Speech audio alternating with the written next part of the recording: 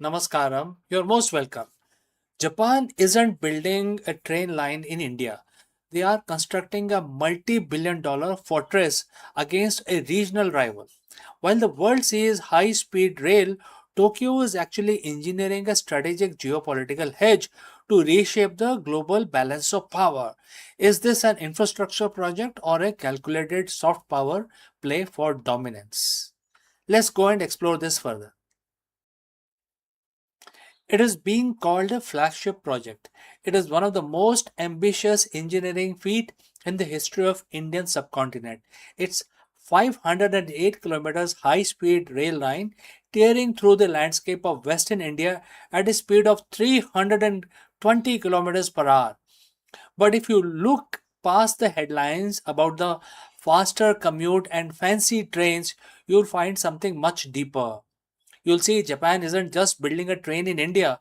They are betting billions, tens of billions on a geopolitical future that defines the 21st century. Why would Tokyo, a nation defined by its own perfectionist engineering, pour such massive capital into a foreign rail corridor? Is it just business or is it a strategic move to reshape the Indo Pacific? Today, we are going behind the scene of the Mumbai Ahmedabad High Speed Rail or MAHSR to understand why this isn't just a train, it's a geopolitical chess move. First, let's look at the sheer scale of the project.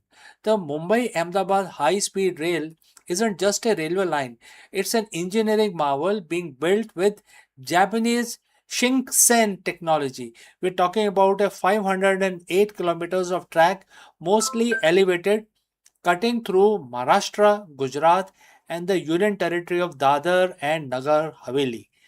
This project is the first of its kind in India to use the full span launching method for bridge construction, a technique that is significantly speed up the progress. And the challenges, what are the challenges? They are immense.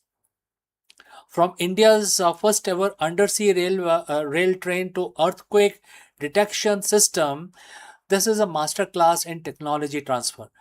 Japan didn't just sell the tech, they are training the workforce, setting the operational standards, and helping build the High Speed Rail Training Institute in Vadodara.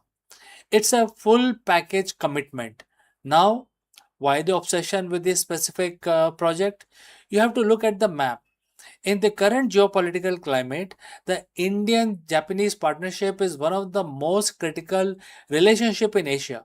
Both nations are committed to a free and open Indo-Pacific. Japan's foreign policy is shifting.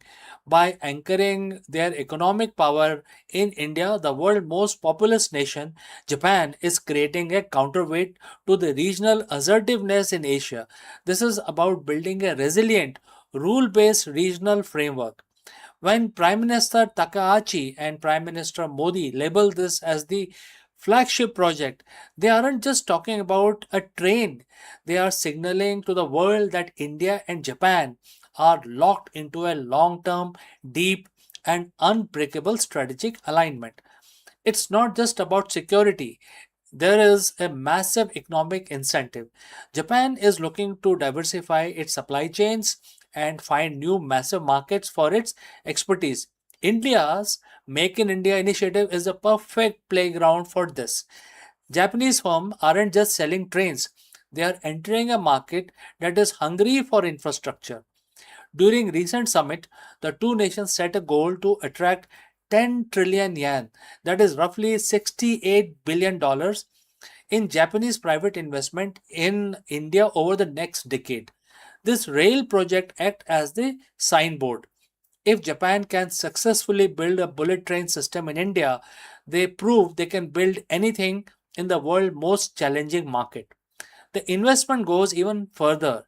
Japan is heavily involved in northeastern region of India, supporting road networks, bridges, and disaster risk reduction. This is crucial for India, which is like a Act East policy, and it creates an industrial value chain connecting India directly to regional partners like BIMSTEC. This is a holistic approach.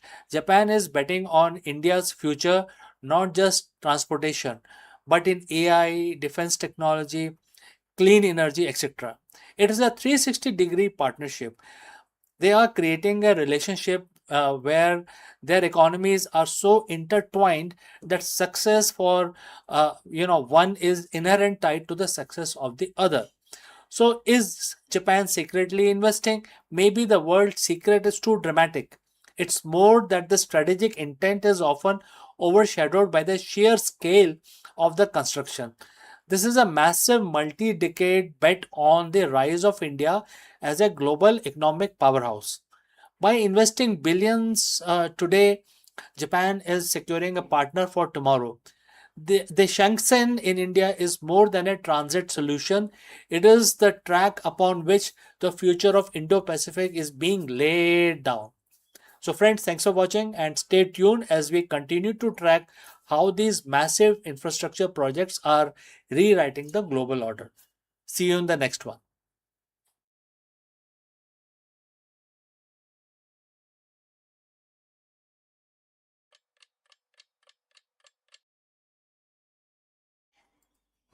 Hello दोस्तों, नमस्कार। आप सबका स्वागत है। आज तो बृहस्पतिवार है और आज तारीख क्या है? आज 18 तारीख है मेरे ख्याल से।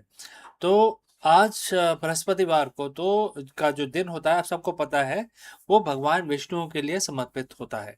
तो आज हम अपना दिन शुरू करेंगे भगवान विष्णु की स्तुति करके, पूजा करके, एक मंत्र का उच्चारण करेंगे। आप हमारे साथ इसको हमारे साथ जुड़िए और इस हमारे साथ ही इस मंत्र का उच्चारण करिए। ठीक है? तो आपको जैसा पता है कि मैं इस काउंटर का इस्तेमाल करता हूँ, जिससे हमें सहूलियत होती है। सिर्फ 11 दफ़ा करना है, बहुत जल्दी हो जाएगा। इससे भगवान का भी नमन हो जाता है और आपका दिन भी अच्छा निकलता है। चलिए हाथ जोड़ लीजिए। एक छोटा सा मंत्र हम भगवान विष्णु को समर्पित करते हुए, याद करते हुए, पूजा करते हुए हम करेंगे। तो चलिए हम शुरू करते हैं। ओम नमो भगवतु वासुदेवाय नमः। ओम नमो भगवते वासुदेवाय नमः। ओम नमो भगवते वासुदेवाय नमः। ओम नमो भगवते वासुदेवाय नमः। ओम नमो भगवते वासुदेवाय नमः। ओम नमो भगवते वासुदेवाय नमः। ओम नमो भगवते वासुदेवाय नमः। ओम नमो भगवते वासुदेवाय नमः। ओम नमो भगवते वासुदेवाय नमः। ओम नमो भगवते वासुदेवाय नमः। ओम नमो भगवते वासुदेवाय नमः। ओम नमो भगवते वासुदेवाय नमः। तो हमारी पूजा संपन्न हुई, हम अपना दिन शुरू कर सकते हैं। हमारे साथ जुड़ने के लिए बहुत बहुत धन्यवाद। आपका दिन शुभ हो। जल्दी मिलता हूँ दूसरे वीडियो में।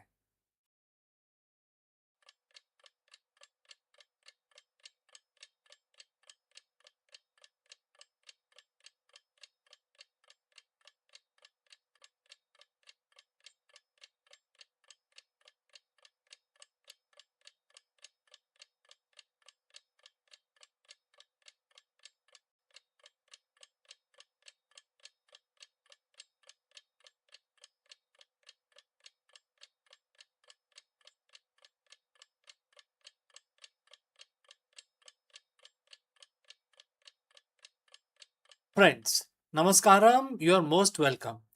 Let me ask you, is your temper costing you more than just professional reputation? In the high stake world of C suite, emotional control isn't just a soft skill, it is a critical business strategy. In this episode, we dive deep into the ancient wisdom and we will take help from Bhagavad Gita to uncover why anger is the single greatest liability to the executive decision making. Let's go. We often talk about competitive advantages in business. We talk about market share, supply chain, optimization, AI integration, and capital allocation. But today, I want to talk about your biggest liability.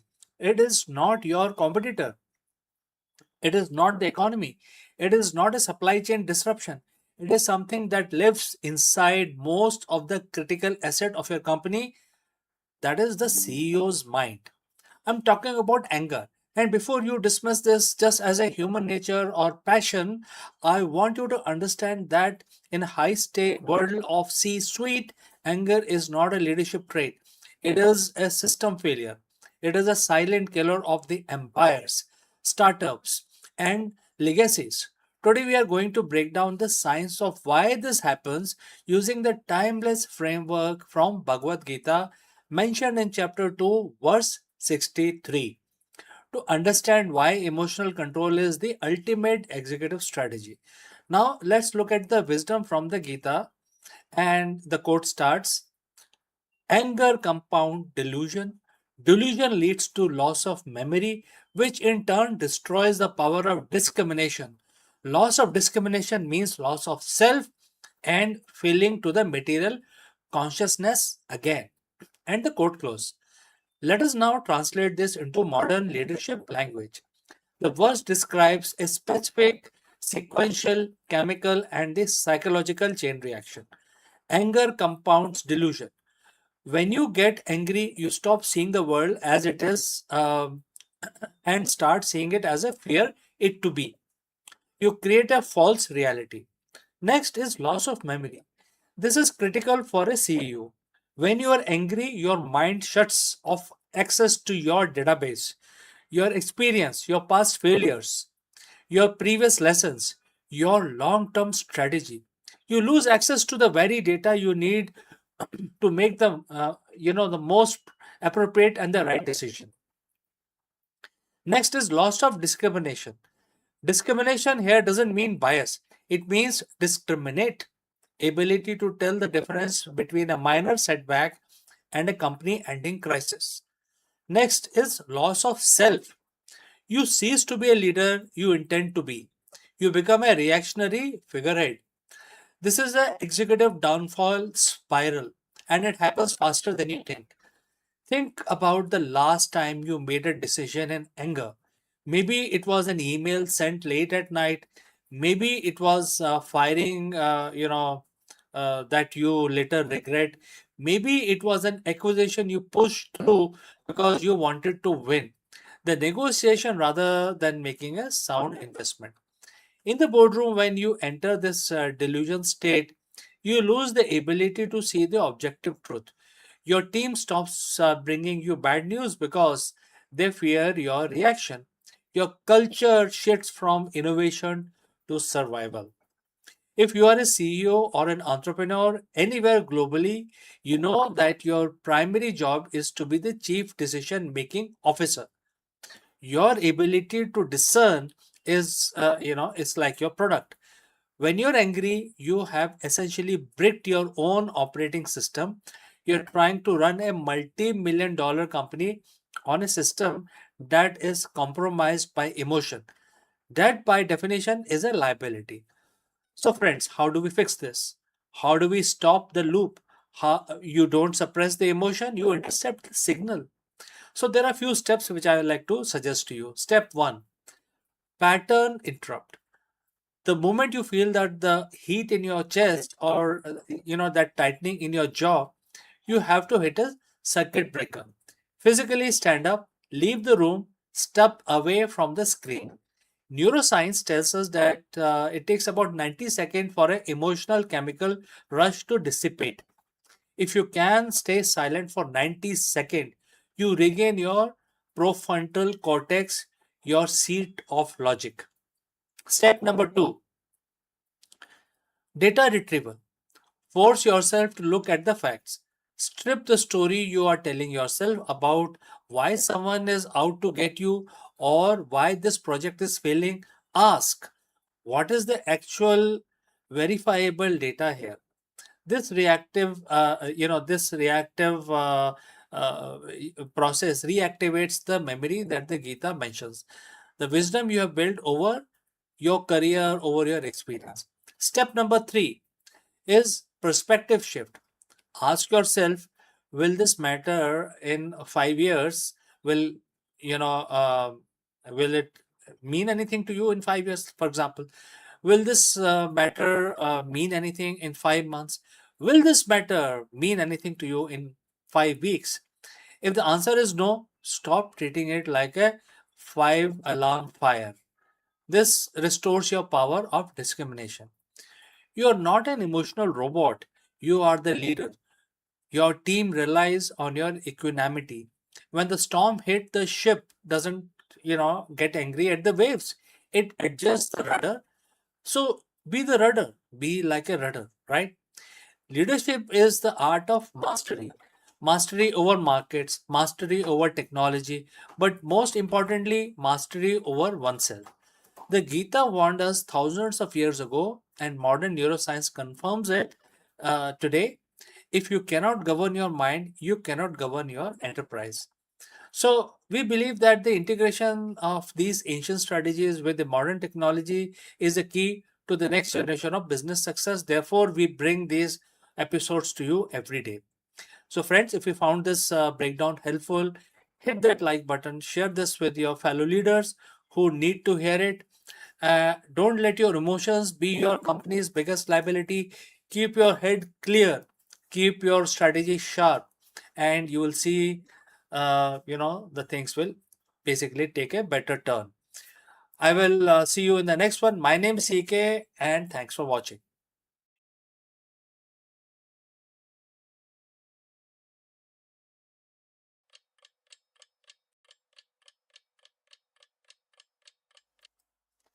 नमस्कार दोस्तों, आप सभी का स्वागत है। और हर रोज की तरह हम अपना जो दिन है उसकी शुरुआत करते हैं भगवान की पूजा करके। तो आज है आ, बुधवार, और आज तो गणेश जी की स्तुति बनता है, क्योंकि हम अपना दिन शुरू करेंगे गणेश जी की पूजा करके, क्योंकि आज का दिन उनको समर्पित है। तो बहुत ही सिंपल सा एक मंत्र हम 11 दफा पढ़ेंगे। और आप तो जानते हैं कि हर रोज की तरह हम अपनी पूजा शुरू करते हैं, और जो मंत्र है 11 दफा अपने हमें थोड़ा सा सहायता मिले तो हम इस काउंटर को यूज करते हैं। और इसमें ये बड़े आराम से हमें इसमें नंबर आ जाते हैं स्क्रीन के ऊपर। पता चल जाता है कि हमारे कितनी दफा हो गया है। तो आप कोई भी तरीका यूज कर सकते हैं, लेकिन सबसे इंपॉर्टेंट बात यह है कि हमारे साथ जुड़ें और हमारे साथ इस मंत्र का उच्चारण 11 दफा करें। इससे भगवान गणेश काफी खुश होते हैं। तो चलिए जी, हाथ जोड़ के हम नमन करते हैं और 11 दफा भगवान जी को याद करते हैं। ओम गण गण गणपते नमः।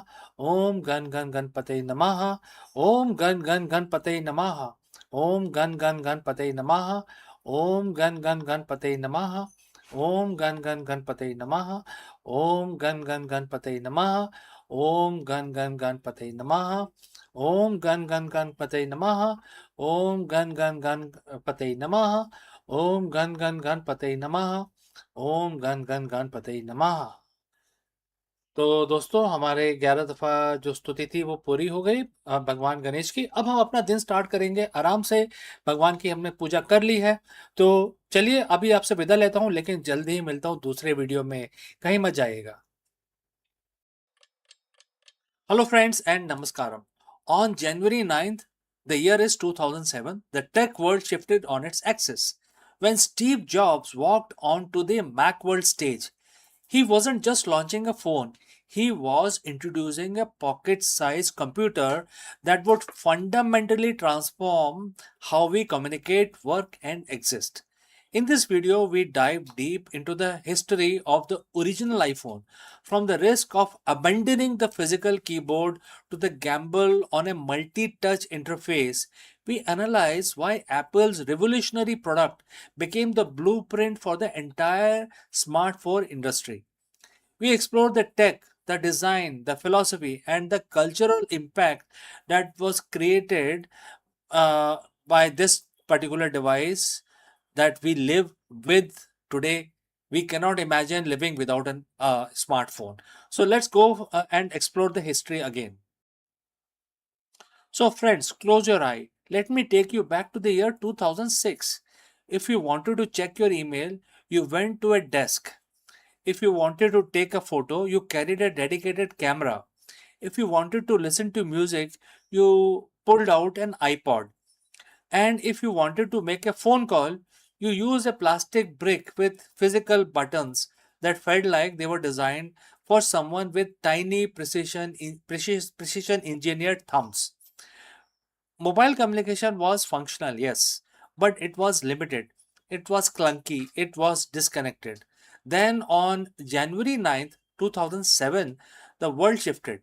As the Mac World Convention in San Francisco, one man walked on stage and introduced a device that didn't just change the industry, it invented the modern world as we know it today. We are looking back at the first iPhone and why it remained the most important piece of consumer tech ever built. Before the iPhone, the smartphone market was complicated. It was dominated by business first devices. If you had a smartphone, it usually meant you had a QWERTY keyboard permanently taking up the half the screen. The mobile internet was miserable experience. Most WAP sites, slow loading time, and the text only interface. We accept it, right? We thought that was as good as we would ever get. The industry was obsessed with more and more buttons, more physical styluses, and more complexities.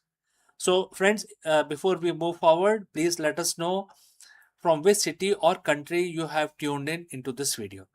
All right, let's continue. The Apple's approach was radically different. They didn't want to build a better phone. They wanted to build a computer you could carry in your pocket. But the challenge was massive. They had to solve the keyboard problem. How do you make a phone when the screen is on the phone itself? When Steve Jobs took the stage, he did something masterful. He teased the audience. He said, I've been looking forward to this for 2.5 years. He told us that he was releasing three products: an iPod with touch control, a revolutionary mobile phone, and a breakthrough internet communicator. He repeated it over and over and over. And then he dropped the bombshell. These weren't three separate devices, it was just one. The audience erupted. But the true genius wasn't just the marketing, it was in the rejection of the stylus. Jobs famously asked, who wants a stylus? You have to get them, put them away, or you will lose them, right? Apple bet everything on human finger. They bet on multi-touch, and it was a massive gamble. In 2007, the capacitive touchscreen were very expensive, unproven, and notoriously difficult to make responsive. If that screen didn't work, if it lagged or misread your taps, the entire product would have been a laughing stock. So, why did it work? It wasn't just the screen, it was the software. Apple essentially shrunk a version of Mac OS down to fit on a handheld device. It had a real web browser, Safari, that showed real websites, not those stripped down mobile versions everyone else was forcing us on back in the day. Let's talk about that interface. It was fluid. It had inertia scrolling. You could pinch to zoom. These gestures feels like second nature now, like breathing. But in 2007, they felt like magic. It felt like the device was reading your mind. The grid of the icon was intuitive. It removed the barrier to entry. You did not need a manual to use an iPhone. You just touched it and it responded. By removing the physical keyboard, they turned the phone into a blank canvas. Today, you see your phone for maps, banking, photography, and streaming. In 2007, the iPhone made all of that possible by creating a screen that could change its function instantly. The iPhone didn't just change the mobile market, it changed the human behavior. It accelerated the age of always on connectivity. Before the iPhone, your digital life was tethered to a desk. After the iPhone, the internet was a constant companion in your pocket. It gave birth to the App Store a year later, which revolutionized the global economy, spanning entirely new industries like ride sharing, food delivery, and social media dominance. Every smartphone you see today, whether it's an Android or an iPhone, is a direct descendant of that 2007 design. The large screen, the lack of physical keyboard, the gesture based navigation, every single one of them is living in the shadow of that first keynote.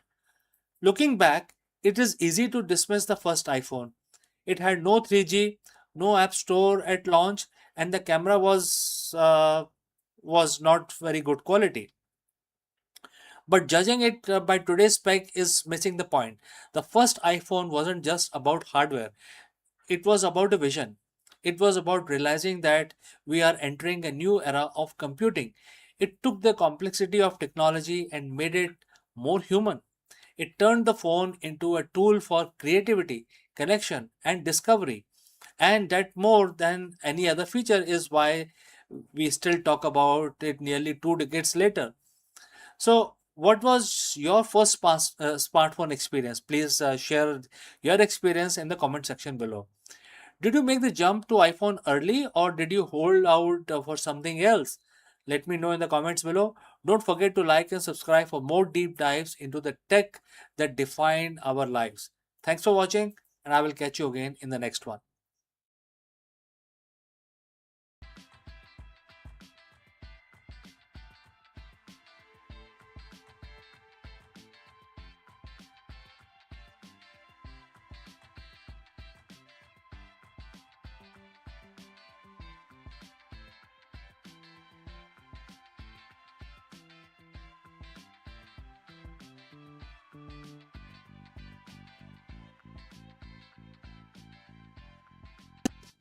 Hello, friends. Ferrari has officially entered the electric era with an all-new Ferrari Luce.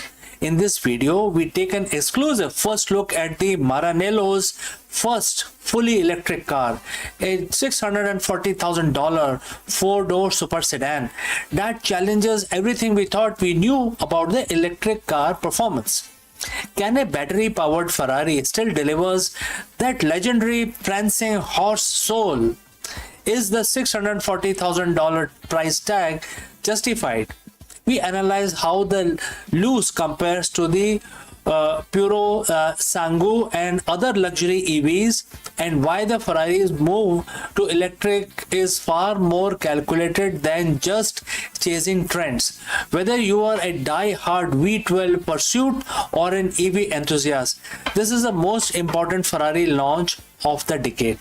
Let's go and discuss this further. For decades, the name Ferrari has been the synonym with one thing: the raw scream of the combustion engine. From the legendary V12 to the high-strung V8s, Maranello defined the supercar felt like. You know what it really means to have a supercar. Therefore, people used to say that I own a Safari. But today, the history book has been rewritten. Ferrari has officially unveiled the Luce, their first ever fully electric vehicle. It's a bold $640,000 statement that they aren't just joining the EV race, they intend to lead it. But can a battery powered car truly capture the prancing horse soul? Today we are breaking down everything you need to know about the most controversial, technologically advanced and expensive car Ferrari has ever produced. So friends, if you reached this far, please inform us from which city you have tuned in and in which language you are watching this video. This will help us determine the reach of our channel. Alright, let's move ahead. Let's get straight to the numbers because they are staggering. The Luce is built on a dedicated EV platform housing a 122 kilowatt hour battery pack. This isn't just an engine swap. This is a ground up engineering. It features 4 electric motors, one for every wheel, producing a combined 1050 horsepower, 1000 horsepower. That's enough to propel this 5-seat Grand Tourer from 0 to 100 kilometers per hour in just 2.5 seconds. To put that in perspective, it is faster than V12 powered by Puro Sangue. The drive system is rear biased for that classic Ferrari handling feel, with the rear motors capable of putting down 843 horsepower on their own. And for those wondering about the range, it's rated for about 530 kilometers on a single charge. It's clearly built to be usable GT, not just a track toy. The biggest hurdle for an electric sports car is emotion. Without the roar of V12, where is the passion? Ferrari spent 5 years with 40,000 kilometers of testing to answer this question. Instead of playing a synthetic fake engine noise through speakers, Loose use an innovative amplified hum. They place a sensor on the rear axle to capture the actual mechanical vibration of the motor, which are then processed and amplified. It's meant to be an honest mechanical feedback loop that keeps the driver connected to the machine. It's not trying to be a gas engine, it is trying to be the most exciting electric car engine possible. So you might notice the design looks different, and therefore that's because Ferrari collaborated with Love from the design firm co-founded by former Apple design chief John Ivey. The Loose abandons the classic mid-engine proportion we are used to. It's a 4-door, 5-seat layout with a long wheelbase and a sloping roofline. Up front, you get a clean, full width lightning signature and an illuminated badge instead of a grille. The rear, however, keeps the classic 4 round taillight and aesthetic hidden behind a sleek black panel. It is minimalist, aerodynamic, and depending on who you ask, either a masterpiece of modern design or a massive departure from tradition. Let's step inside the Apple designed or Apple influenced, and therefore when you get in, it is undeniable. The cabin is minimalist, focusing on 12.5-inch OLED display that mimics analog dials. There is always a clever 10-inch infotainment screen that moves, so both the drivers and passenger can adjust it. Crucially, they have kept a physical toggle for key control, and for the first time ever, you can seat 5 people comfortably in a Ferrari. The rear doors are rear hinged, making accessible incredibly easy.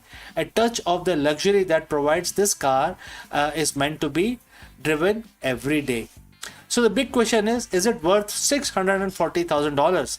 The car isn't just about the specs, it's about Ferrari proving it can survive the electric transition without losing its prestige. It's the second most expensive car in their lineup, trailing only to the Extreme F80. And delivery start this autumn in Europe, while we'll have to wait until spring 2027 to see them on other continents, starting with America and rest of the world. Whether the Loose becomes a future classic or a polarizing experiment, one thing is certain: Ferrari has officially left the age of gasoline behind. And friends, therefore, what do you think? Has Ferrari succeeded, or is this a step too far? Let me know in the comments below. Don't forget to like and subscribe for more deep dives into the changing world of supercars. And friends, I will see you again very soon in the next one. Before I go, I will have to say a few words about our affiliate partner. Stop settling for a good enough video. If your built-in laptop camera looks like a grainy mess, it is time for an upgrade. Want to instantly level up your video presence? I like to present the Lenovo Performance FHD webcam. This is a game changer for your desktop setup. Technically, this is packed. It has a very sensitive RGB sensor, very crisp photographs it takes. Also comes with 2 microphones on board, which helps you to record very clear voice in stereophonic format.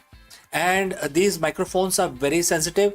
You can actually move away from the camera up to 2 meters, and these microphones will pick up your voice without any problem. This is a very strong piece. This is very sturdy. Comes with tripod ready. Comes with a very long leash, so it gives you a lot of flexibility to place the webcam wherever you want to keep in your studio. And also it has a swivel base, which is also very handy. So if you want to basically level up your game and you want to pick up this camera at a discount, please click on the link here or scan the QR code. Now let's get back to our video.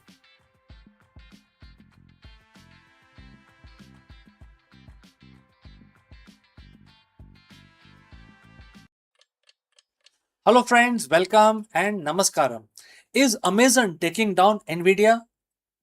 Well, Amazon just confirmed a massive shift in its hardware strategy, and it is not just for the cloud, it is coming for your living room too. In this video, we break down Amazon's latest move to develop custom in house silicon for its entire ecosystem. From the flagship Trinium AI chip meant to challenge NVIDIA in a third party data center to breaking news about the custom processor coming to Kindle, Fire TV, and Echo devices in 2027. Amazon is betting big on the vertical integration to cutting cost and own its own AI stack. Let's explore this further. For years, Amazon has been the company that sold you everything from books to cloud computing power. But lately, they have been pivoting into role that put them in a direct competition with very giant that used to supply them. We are witnessing a fundamental shift in Amazon's DNA. The retail and the cloud giant is no longer content with being just a customer of a semiconductor industry. They are becoming the architect of their own hardware future. From the chip inside your Echo Shows to the massive processor training AI in AWS data centers, Amazon's secret weapon is officially out of the bag. Custom in house silicon. Today, we are breaking down why Amazon is making this massive bet, what it means for your Kindle, Fire TV, and why this strategy could reshape the AI landscape for the next decade. So, friends, if you've reached this far, please inform us from which city you have tuned in and in which language you're watching this video. This will help us determine the reach of our channel. Now, let us continue with our discussion and analysis. Let's start with why. Why would a retailer go through the immense billion-dollar trouble of designing their own microchip? The answer is simple: control, cost, and capacity. For years, companies like Amazon, Google, and Microsoft have been at the mercy of chip designers like Nvidia, Qualcomm, and Intel. When you rely on off the shelf hardware, you are playing by their rules, paying their margins, and dealing with their supply chain constraints. But Amazon isn't just a retailer anymore. As they ramped up their AI spending, they have realized that the traditional buy it all approach is becoming a financial bottleneck. By designing their own processor, Amazon can optimize for specific task. They can make their devices much more efficient, faster at handling AI requests, and significantly cheaper to produce at scale. This leads us to the biggest news of the week. Reports are surfacing about a major behind the scenes shakeup for Amazon's consumer hardware. According to the industry analyst, Amazon is planning to gradually shift away from third party processors for its consumer gadgets. We are talking about the Kindles, the Fire TV, your doorbell ring, Eco Smart speakers. The transition is reportedly slated to begin in 2027. And if this sounds like pulling up an Apple, that is because it is. Apple famously designed its own A series and M series chip to create a seamless integration between their software and hardware. Amazon is now attempting the same philosophy. They've already started dipping their toes into this with AZ3 and AZ3 Pro chips, which are unveiled in October to help run AI models directly on your devices rather than sending data back and forth to the cloud. Think about that for a second. If your Alexa device can process your voice command or recognize your home context on the device using custom silicon, it's not only faster, it's much more secure and private. And the scale here is massive. We are talking about potentially 40 million Amazon designed processors shipping annually once this strategy is fully rolled out. To make this happen, Amazon is partnering with AI chip for the back-end design, signaling that they are fully committed to this long-term procurement pivot. Now, while the consumer stuff is exciting, we have to talk about the real money maker, which is the cloud. This is where the Amazon's custom silicon journey truly began. And it's where the war against Nvidia is being fought. Amazon has been quietly building its custom silicon capability since acquiring Annapurna Labs way back in 2015. That investment has matured into Trinium and Infertia chip family. They aren't for your living room. These are the engines that power the intelligence behind the scene of the internet. By running their own chips, AWS can offer their cloud customers better performance per dollar than if they were only renting out NVIDIA GPUs. In fact, the recent report suggests Amazon is even exploring the idea of selling their Trinium chips to outside companies. This is a massive power move. It transforms Amazon from cloud service provider into hardware supplier for other data centers, putting them in direct competition with the giants of the semiconductor world. We are even seeing the global ambition in action. Just this week, Amazon announced a massive 13 billion additional investment into India to expand cloud and AI infrastructure, specifically to give startups and government bodies access to these custom AI chips. They aren't just building chips, they are building the physical infrastructure of the future digital economy across the entire nations. So, what does this actually mean for you and me, the average users? In short term, you might not notice a massive difference. Your next Kindle or your Fire TV isn't going to turn into a supercomputer overnight, but over time, you will likely see smarter, faster, and more private AI features that feel like they just work. And from a business perspective, this is Amazon way of protecting their bottom lines. With the staggering cost of AI development, Amazon needs to streamline its organization and improve the cost structure of its non AI businesses to keep funding the AI revolution. Amazon is effectively building a moat.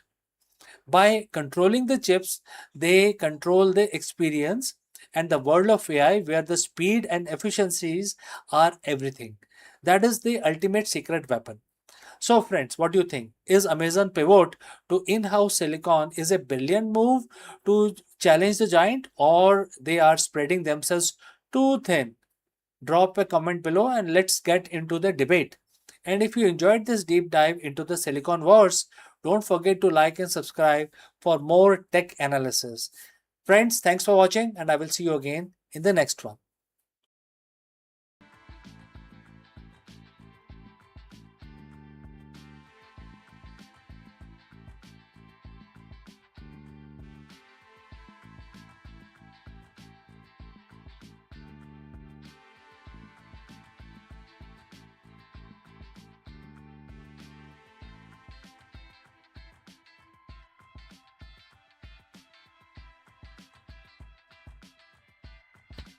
Hello, friends, and namaskar. Something very serious is happening in the automotive industry, more specifically with Honda. I'm sure all of us are Honda fan. Even if you're not Honda fan, then this information is still worthy for you to know. In a historic and shocking financial update, Honda Motors Corporation has just posted its first annual loss in nearly 70 years, reporting a staggering $9 billion deficit, which is equal to about 1.45 trillion yen in EV related charges. In this video, we dive deep into the collapse of Honda's aggressive EV only strategy and its sudden massive pivot back to hybrid technologies. Let us go and discuss this further. For nearly 70 years, Honda has been the gold standard of reliability.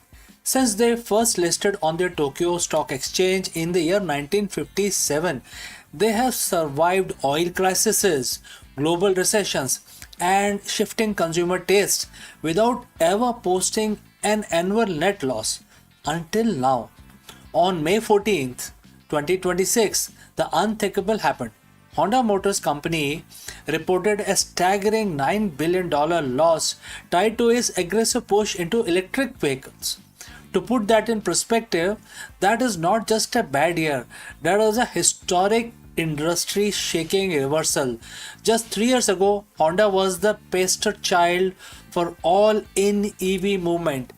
They pledged to stop selling gas cars entirely by 2040. They partnered with tech giants like Sony. They committed billions to massive battery plants in Ohio and Ontario.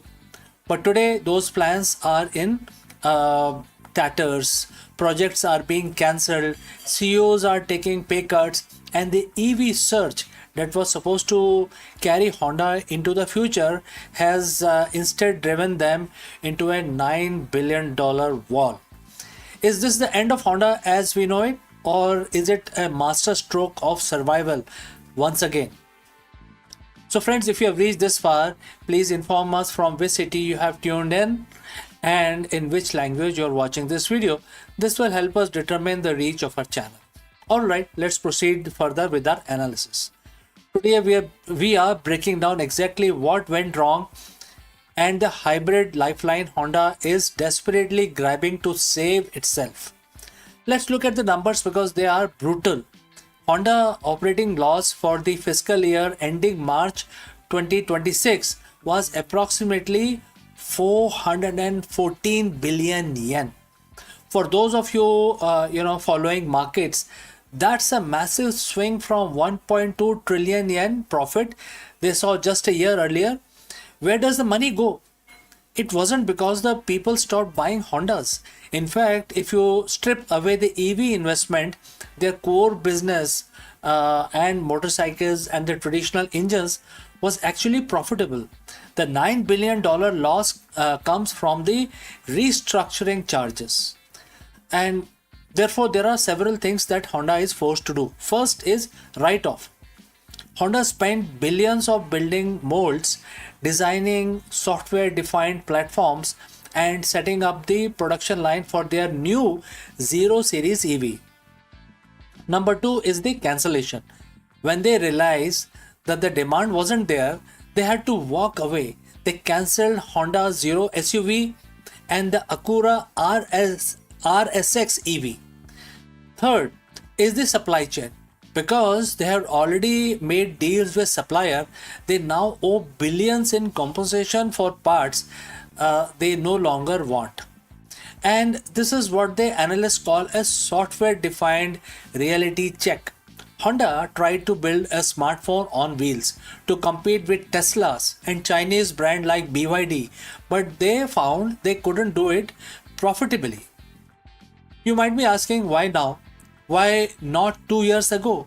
The answer lies in the perfect storm of politics and consumer behavior. In September 2025, the US landscape shifted dramatically. The second administration of President Donald Trump moved quickly to scrap EV tax credit. Suddenly, that $7,500 incentive that made an electric Honda look affordable was gone. At the same time, new tariffs on the imported part made building EV even more expensive. Honda's leadership admitted they misread the room. They expected the US market to stay EV hungry forever. Instead, consumers did something unexpected. They started buying hybrids in record numbers. Even more painful was the situation in China. Honda's official report was refreshingly honest and a bit sad. They admitted they were unable to deliver products that offer value for money better than newer EV manufacturers. In short, they were being out-engineered and outpriced in the world's biggest EV market. The most visible sign of this retreat is in North America. For years, Honda had been touting its Zero Series, the lineup that would define the brand for the 21st century. As of today, 15 billion EVs value chain project in Ontario, Canada has been put on indefinite hold. This wasn't just a factory, it was supposed to be an entire ecosystem from battery materials to assembly. Then there is Sony Honda partnership as well. Remember the Afeela? It was a high-tech EV collaboration that was going to use Sony's entertainment system.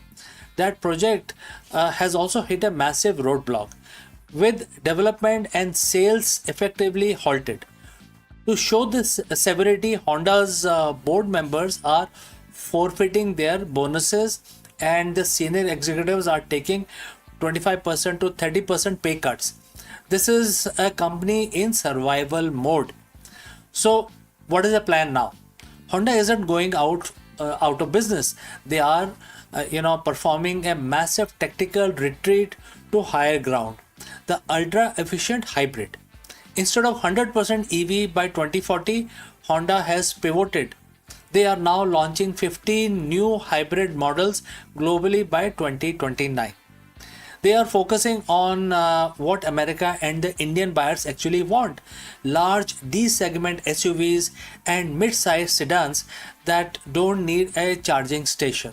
They are even retooling their EV battery plants to make smaller, cheaper hybrid batteries instead. What is the goal? The goal to return to the record high profit of 8.9 billion by fiscal year 2029. They are also leaning on their unsung heroes, the motorcycle division. While the car side was bleeding money, Honda's motorcycles, especially in India and Vietnam, are seeing massive growth. In many ways, the humble two-wheeler is subsidizing the survival of the four-wheeler division. So back to our original question. Now, is this the end of Honda? Well, if you mean the end of Honda as an EV only visionary, then definitely yes. That dream is over for now. They have scrapped the targets, cancelled their projects, and paid 9 billion, sort of tuition fee to learn a hard lesson about the market reality. But as a car company, they might be their most important moment since 1957. By admitting they were wrong, by being the decisive CEO, and Honda is trying to reclaim its clarity among the total disruption. They are betting that the future isn't the surge of electric cars but steady hybrid middle path. So friends, what do you think about this move? Is Honda being smart by retreating, or are they falling behind for good? Let me know in the comments below. Let me know what you feel. If you have any questions, please do not hesitate to send it across. I'm CK. Thanks for watching Akulmach World. I will catch you again in the next one. But before I go, a word about our affiliate partner. Stop settling for a good enough video. If your built-in laptop camera looks like a grainy mess, it is time for an upgrade. Want to instantly level up your video presence? I like to present the Lenovo Performance FHD webcam. This is a game changer for your desktop setup. Technically, this is packed. It has a very sensitive RGB sensor, very crisp photographs it takes. Also comes with two microphones on board, which helps you to record very clear voice in stereophonic format. And these microphones are very sensitive. You can actually move away from the camera up to 2 meters, and these microphones will pick up your voice without any problem. This is a very strong piece. This is very sturdy. Comes with tripod ready. Comes with a very long leash, so it gives you a lot of flexibility to place the webcam wherever you want to keep in your studio. And also it has a swivel base, which is also very handy. So if you want to basically level up your game and you want to pick up this camera at a discount, please click on the link here or scan the QR code. Now let's get back to our video.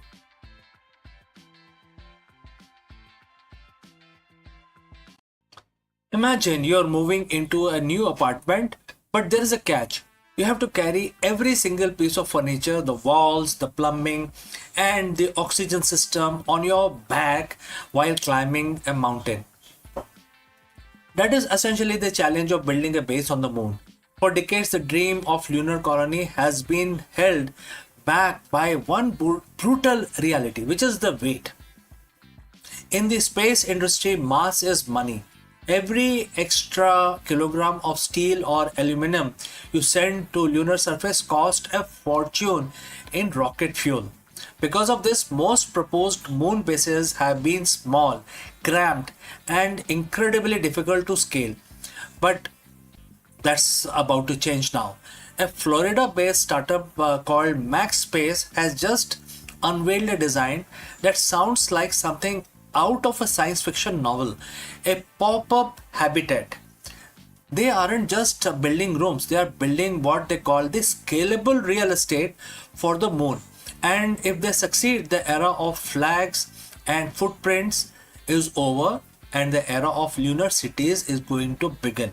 So friends, if you have reached this far, please inform us from which city you have tuned in and in which language you are watching this video.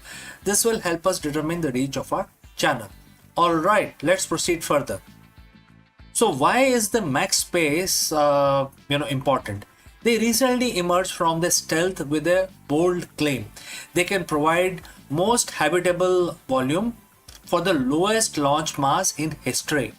In April 2026, the company unveiled a subscale version of their expandable habitat, proving that this isn't just a digital render, it's a physical hardware. Led by the co-founder Salim Mia and Aaron Kammer, MaxSpace is leveraging over 30 years of material science knowledge and what they call the practical readiness of the materials to solve the hardest problem in lunar exploration. The core idea is very simple. Instead of sending a rigid metal tube that is mostly empty space, you send a highly compressed, ultra strong fabric envelope. One of it hits the lunar surface, it pops up and expanding to 20 times its original stored volume. Think about that. One single SpaceX Falcon 9 rocket, a workhorse of the modern space flight, could theoretically launch a fully equipped habitat with 350 cubic meters of volume. To put that in perspective, that's about a third of the entire habitable volume of the International Space Station delivered in a single relatively cheap launch. Now, I know what you're thinking. Inflatable on the moon. Well, isn't that just a giant balloon waiting to pop? It's a very fair question. The lunar environment is a nightmare. Temperatures swing between 107 degrees in the sun to minus 153 in the shade. There is no atmosphere to stop micrometeorites, and radiation from solar flare can be lethal. But MaxSpace design isn't a balloon. It's an engineering marvel made of interwoven layer of advanced materials like Kevlar and specialized polymer bladders. Why this is actually better than metal? There are several reasons, starting with the debris protection. This is the first reason. Rigid metal hull can actually shatter or spall when hit by a high speed space dust. Expandable layer absorbs the disperse the impact energy much like a bulletproof vest. Second is the radiation shielding. Because these habitats are so large, once expanded, they can be outfitted with internal shieldings or even covered with lunar regolith, which is the moon soil or moon dirt, whatever you want to call it, and that will create a massive radiation proof bunker. Number 3 is the mass to volume ratio. In a rigid module, the walls have to be thick enough to handle launch vibration and internal pressures. With an expandable, the walls are optimized for the pressure of the space, making them lighter and stronger per square inch. The company calls this scalable real estate because it allows for a modular approach. You don't just build one room, you link them together. You can have a pop-up lab, a pop-up greenhouse, and pop-up sleeping quarters, all connected by a pressurized tunnel. This news couldn't come at a better time. We are currently in the middle of Artemis era.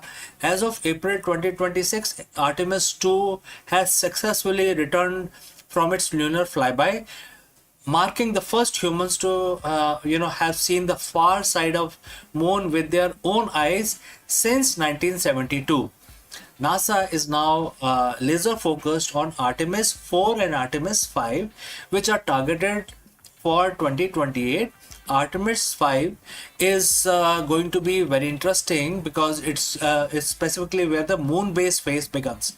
NASA recently announced they are moving away from the Lunar Gateway space station concept in favor of a permanent surface infrastructure. They want to stay on the surface of the moon. And this is where the Max Space and the Voyager Technologies partnership comes, in reality and becomes more real. The company behind the Star Lab, in fact, the Voyager you may be knowing is the company behind this Star Lab space station, and has made a multi-million-dollar investment in Max Space to ensure this tech is ready for the Artemis mission. Now, what is the goal? By the late 2020s, instead of astronauts living out of their lander for a week, they will move into these max space habitat for months at a time. This tech turns a visit into a colony. So that is a very clear goal. What is the next step now? Max Space isn't going straight to the moon. First, they have to prove it their system works in vacuum of Earth's orbit. Their first flight, known as the mission Evolution, is scheduled for 2027 as a ride share on a Falcon 9. This will be a smaller prototype to validate the deployment sequence and structural integrity. If that works, the sky, or rather the lunar south pole, is the limit. They are already designing their Thunderbird station, a commercial outpost that could serve as a lunar hotel or a research hub. For 60 years, we have thought about space station, the moon bases as cold metallic cylinders, but the future of human life beyond Earth might be softer, lighter, and much, much bigger. Max Space is betting that the key to cosmos isn't building bigger rockets, but building smarter houses. If they are right, the first pop-up colony on the moon won't just be a scientific outpost. It will be the first real piece of lunar real estate in human history.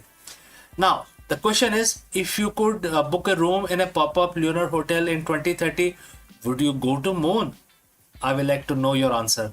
So friends, thanks for watching. If you want to stay updated on the race to build the first moon base, hit that subscribe button and check out our other videos on Artemis program.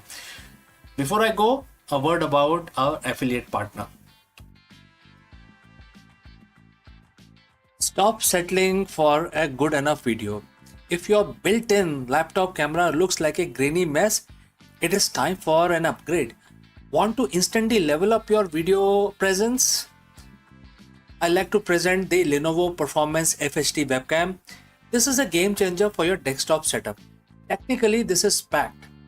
It has a very sensitive RGB sensor, very crisp photographs it takes. Also comes with two microphones on board, which helps you to record very clear voice in stereophonic format. And these microphones are very sensitive. You can actually move away from the camera up to 2 meters and these microphones will pick up your voice without any problem. This is a very strong piece. This is very sturdy. Comes with tripod ready. Comes with a very long leash, so it gives you a lot of flexibility to place the webcam wherever you want to keep in your studio. And also it has a swivel base, which is also very handy. So if you want to basically level up your game and you want to pick up this camera at a discount, please click on the link here or scan the QR code. Now let's get back to our video.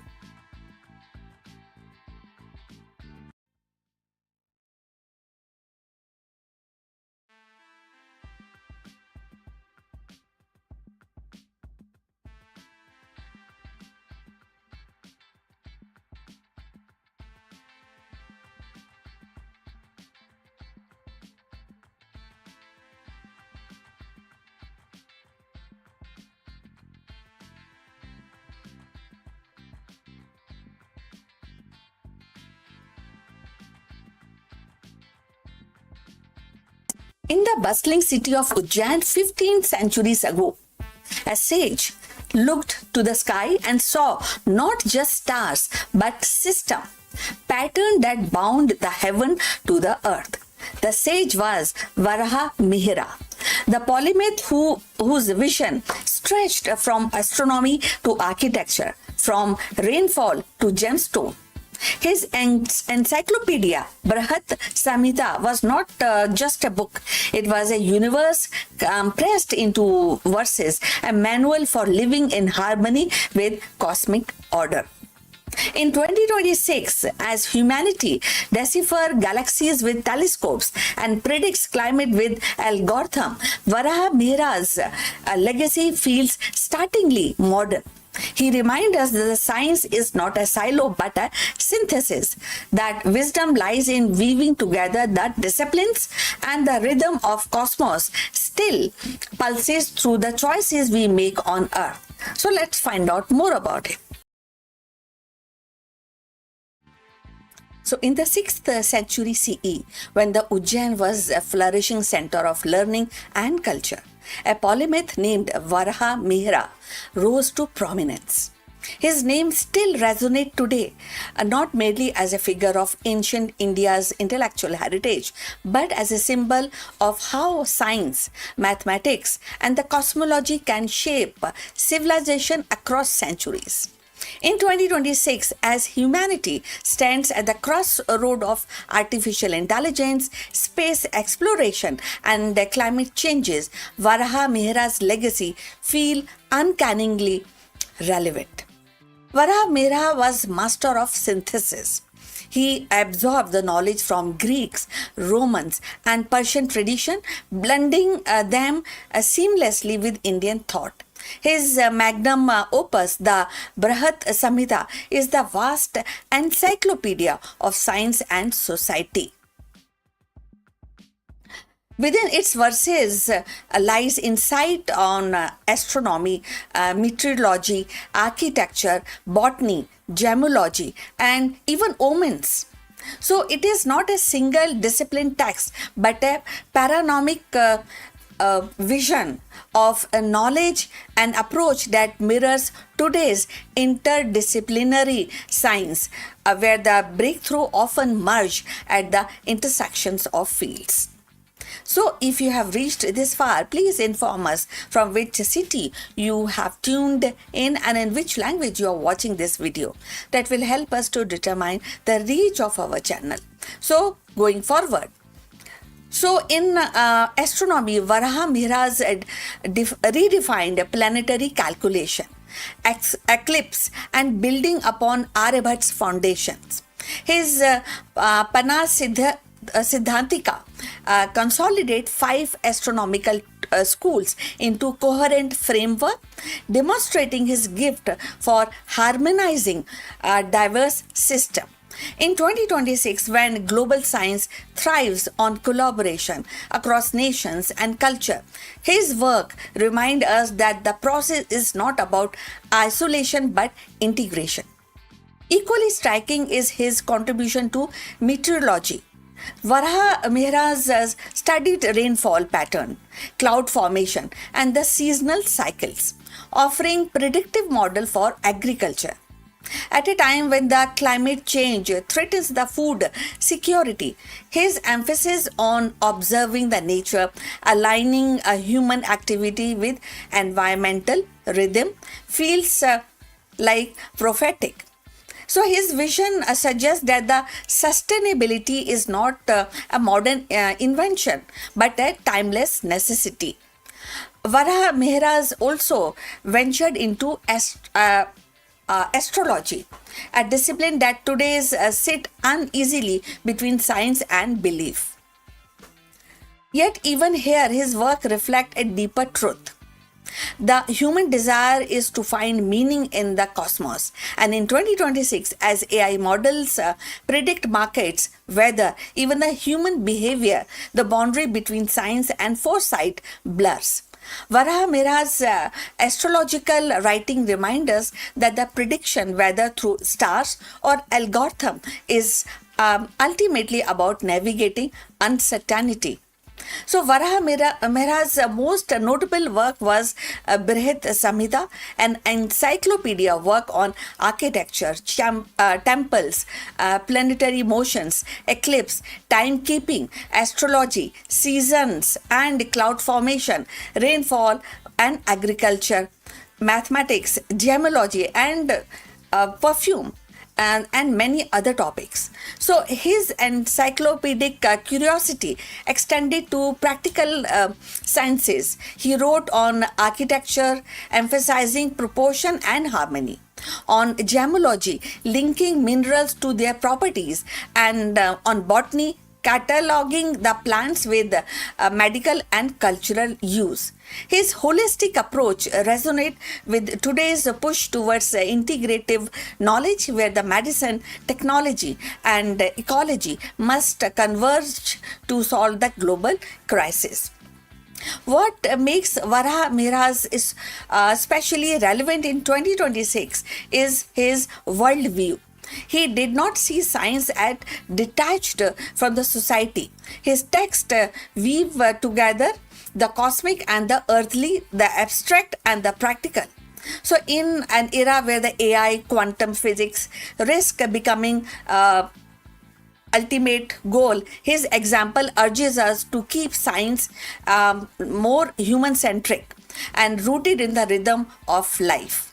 Thus, Varaha Mehra's legacy is not confined to dusty manuscripts, and it is alive in every attempt to unify knowledge, to predict the unpredictable, and to align human progress with cosmic order. His voice echoes across centuries, reminding us that wisdom lies not in specialization alone, but in synthesis. So, as we sip espresso brewed by fluid dynamics, launch rocket guided by orbital mechanics, and train AI system on vast database, we are, in a sense, continuing the Varaha Mehra's project to see the universe as a web of interconnectedness truth. In 2026, his contribution inspires us to balance innovation with wisdom, precision with harmony, and science with humanity. So, in the sweep of centuries, Varaha Mehra's voice still carries and reminding us that the knowledge is not a fragment but a fabric woven from the star, seasons, stones, and human endeavor. His encyclopedic vision is actually born in Ujjain's golden age, anticipated the very challenge we face in 2026. The need to unify disciplines, to respect nature's rhythm, and to balance the prediction with wisdom. As we harness AI, forecast climates, we walk a path he once traced in verses. Varaha Mehra's legacy is not a relic of past, but a compass for the future, urging us to see science as a bridge between cosmos and civilization. From ancient starlight to modern algorithm, his contribution endure proof that the true wisdom is timeless. So we have come to the end. Like and subscribe our channel. I look forward for your comments on this topic, and see you in the next one. But before we end, a few words from our affiliate partner. Stop settling for a good enough video. If your built-in laptop camera looks like a grainy mess, it is time for an upgrade. Want to instantly level up your video presence? I like to present the Lenovo Performance FHD webcam. This is a game changer for your desktop setup. Technically, this is packed. It has a very sensitive RGB sensor, very crisp photographs it takes. Also comes with two microphones on board, which helps you to record very clear voice in stereophonic format. And these microphones are very sensitive. You can actually move away from the camera up to 2 meters, and these microphones will pick up your voice without any problem. This is a very strong piece. This is very sturdy. Comes with tripod ready. Comes with a very long leash, so it gives you a lot of flexibility to place the webcam wherever you want to keep in your studio. And also it has a swivel base, which is also very handy. So if you want to basically level up your game and you want to pick up this camera at a discount, please click on the link here or scan the QR code. Now let's get back to our video.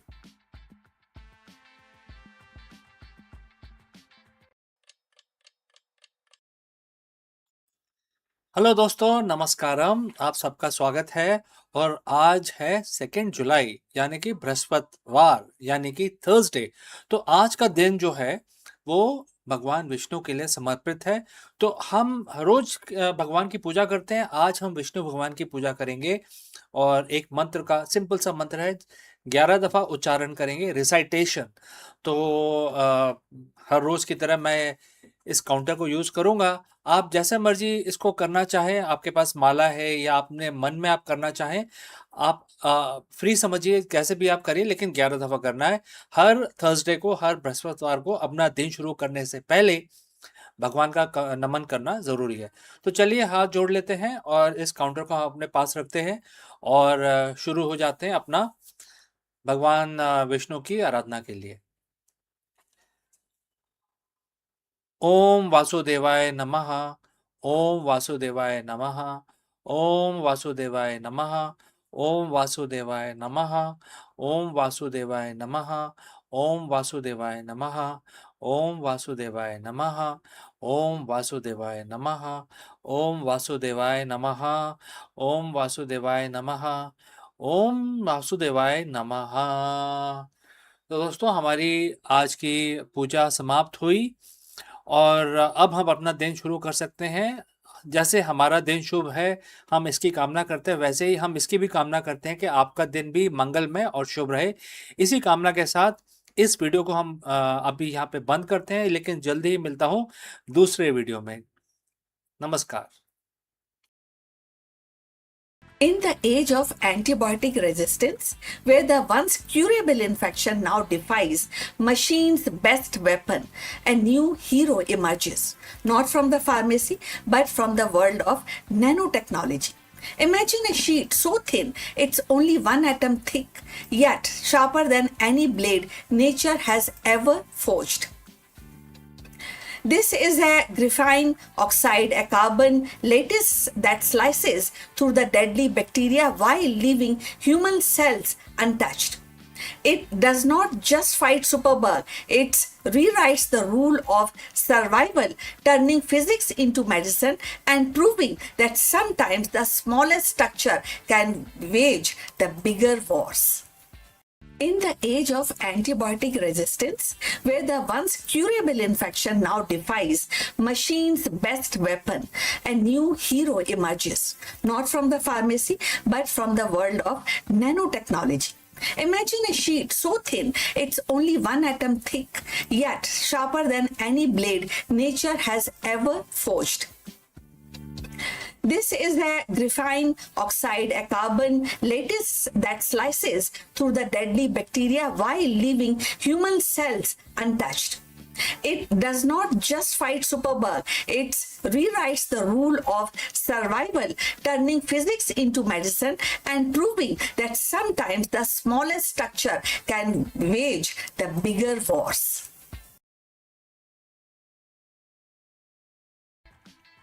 So, in the relentless battle between medicine and microbes, humanity faces formidable foe. Antibiotic resistance bacteria, often called as superbug, and these pathogens actually hardened by decades of overuse and misuse of antibiotics now evade the treatment that once subdued them with ease. So hospitals worldwide reports infection that no longer respond to conventional drug, raises the specter of post-antibiotic era where minor wound or a routine surgery could again become deadly. So against this backdrop, scientists have turned to an unlikely ally, and which is graphene oxide, a material born out not out in biology but in the lab of nanotechnology. So graphene is a single layer of carbon atom arranged in a honeycomb lattice and has been hailed as a wonder material for its strength, conductivity, versatility, and there are other aspect which is definitely associated with that. When oxided and its gain chemical group that makes its biological active. So researchers discovered that graphene oxide sheet interacts with the bacterial membranes in a way that is both subtle and devastating. So while microscopic blade they pierce and disrupts the lipid wall of harmful bacteria, causing them to leak or die. Yet remarkably, human cell remains unharmed. And the selectivity lies in the differences between bacterial and mammalian membranes, and this is very architectural of life, and that becomes the shield that protects us.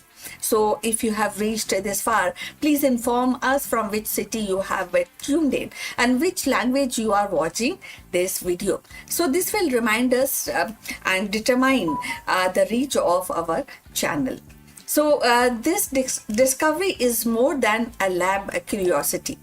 So it represents a paradigm shift in antimicrobial strategy. So unlike antibiotic, which targets specific biochemical pathway and can be actually outmaneuvered by mutations, graphene oxide attacks the physical integrity of bacteria. So resistance is in this way is far harder to evolve. A bacterium cannot easily re-engineer its membranes to withstand the sharp edges of graphene sheet without compromising its own survival. So thus graphene oxide offers a weapon that sidesteps the evolutionary arm race that has actually plugged into antibiotic development. So the implication ripples outward. Imagine hospital surfaces coated with graphene oxide film, silently neutralizing a pathogen before they spread.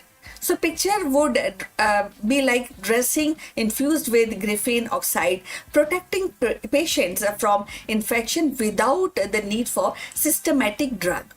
So considering all this, consider the water purification system where graphene oxide eliminates the harmful microbes while leaving beneficial one untouched.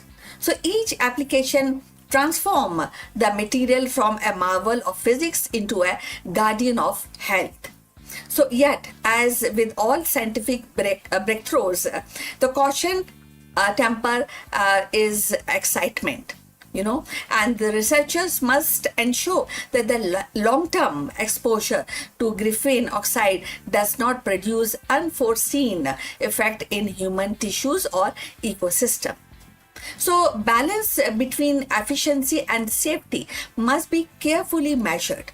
Moreover, the scaling production of graphene oxide to industrial level poses challenges in cost and sustainability. Promise is immense, but realization also requires meticulous engineering and ethical foresight. So philosophically, the rise of graphene oxide as a microbial slayer underscores a deeper truth. Solution of biological crisis may emerge from realm far beyond biology. A material once prized for electronics now stands at the frontier of medicine. So this coverage of disciplines, physics like chemistry and microbiology illustrates the interconnectedness of human knowledge.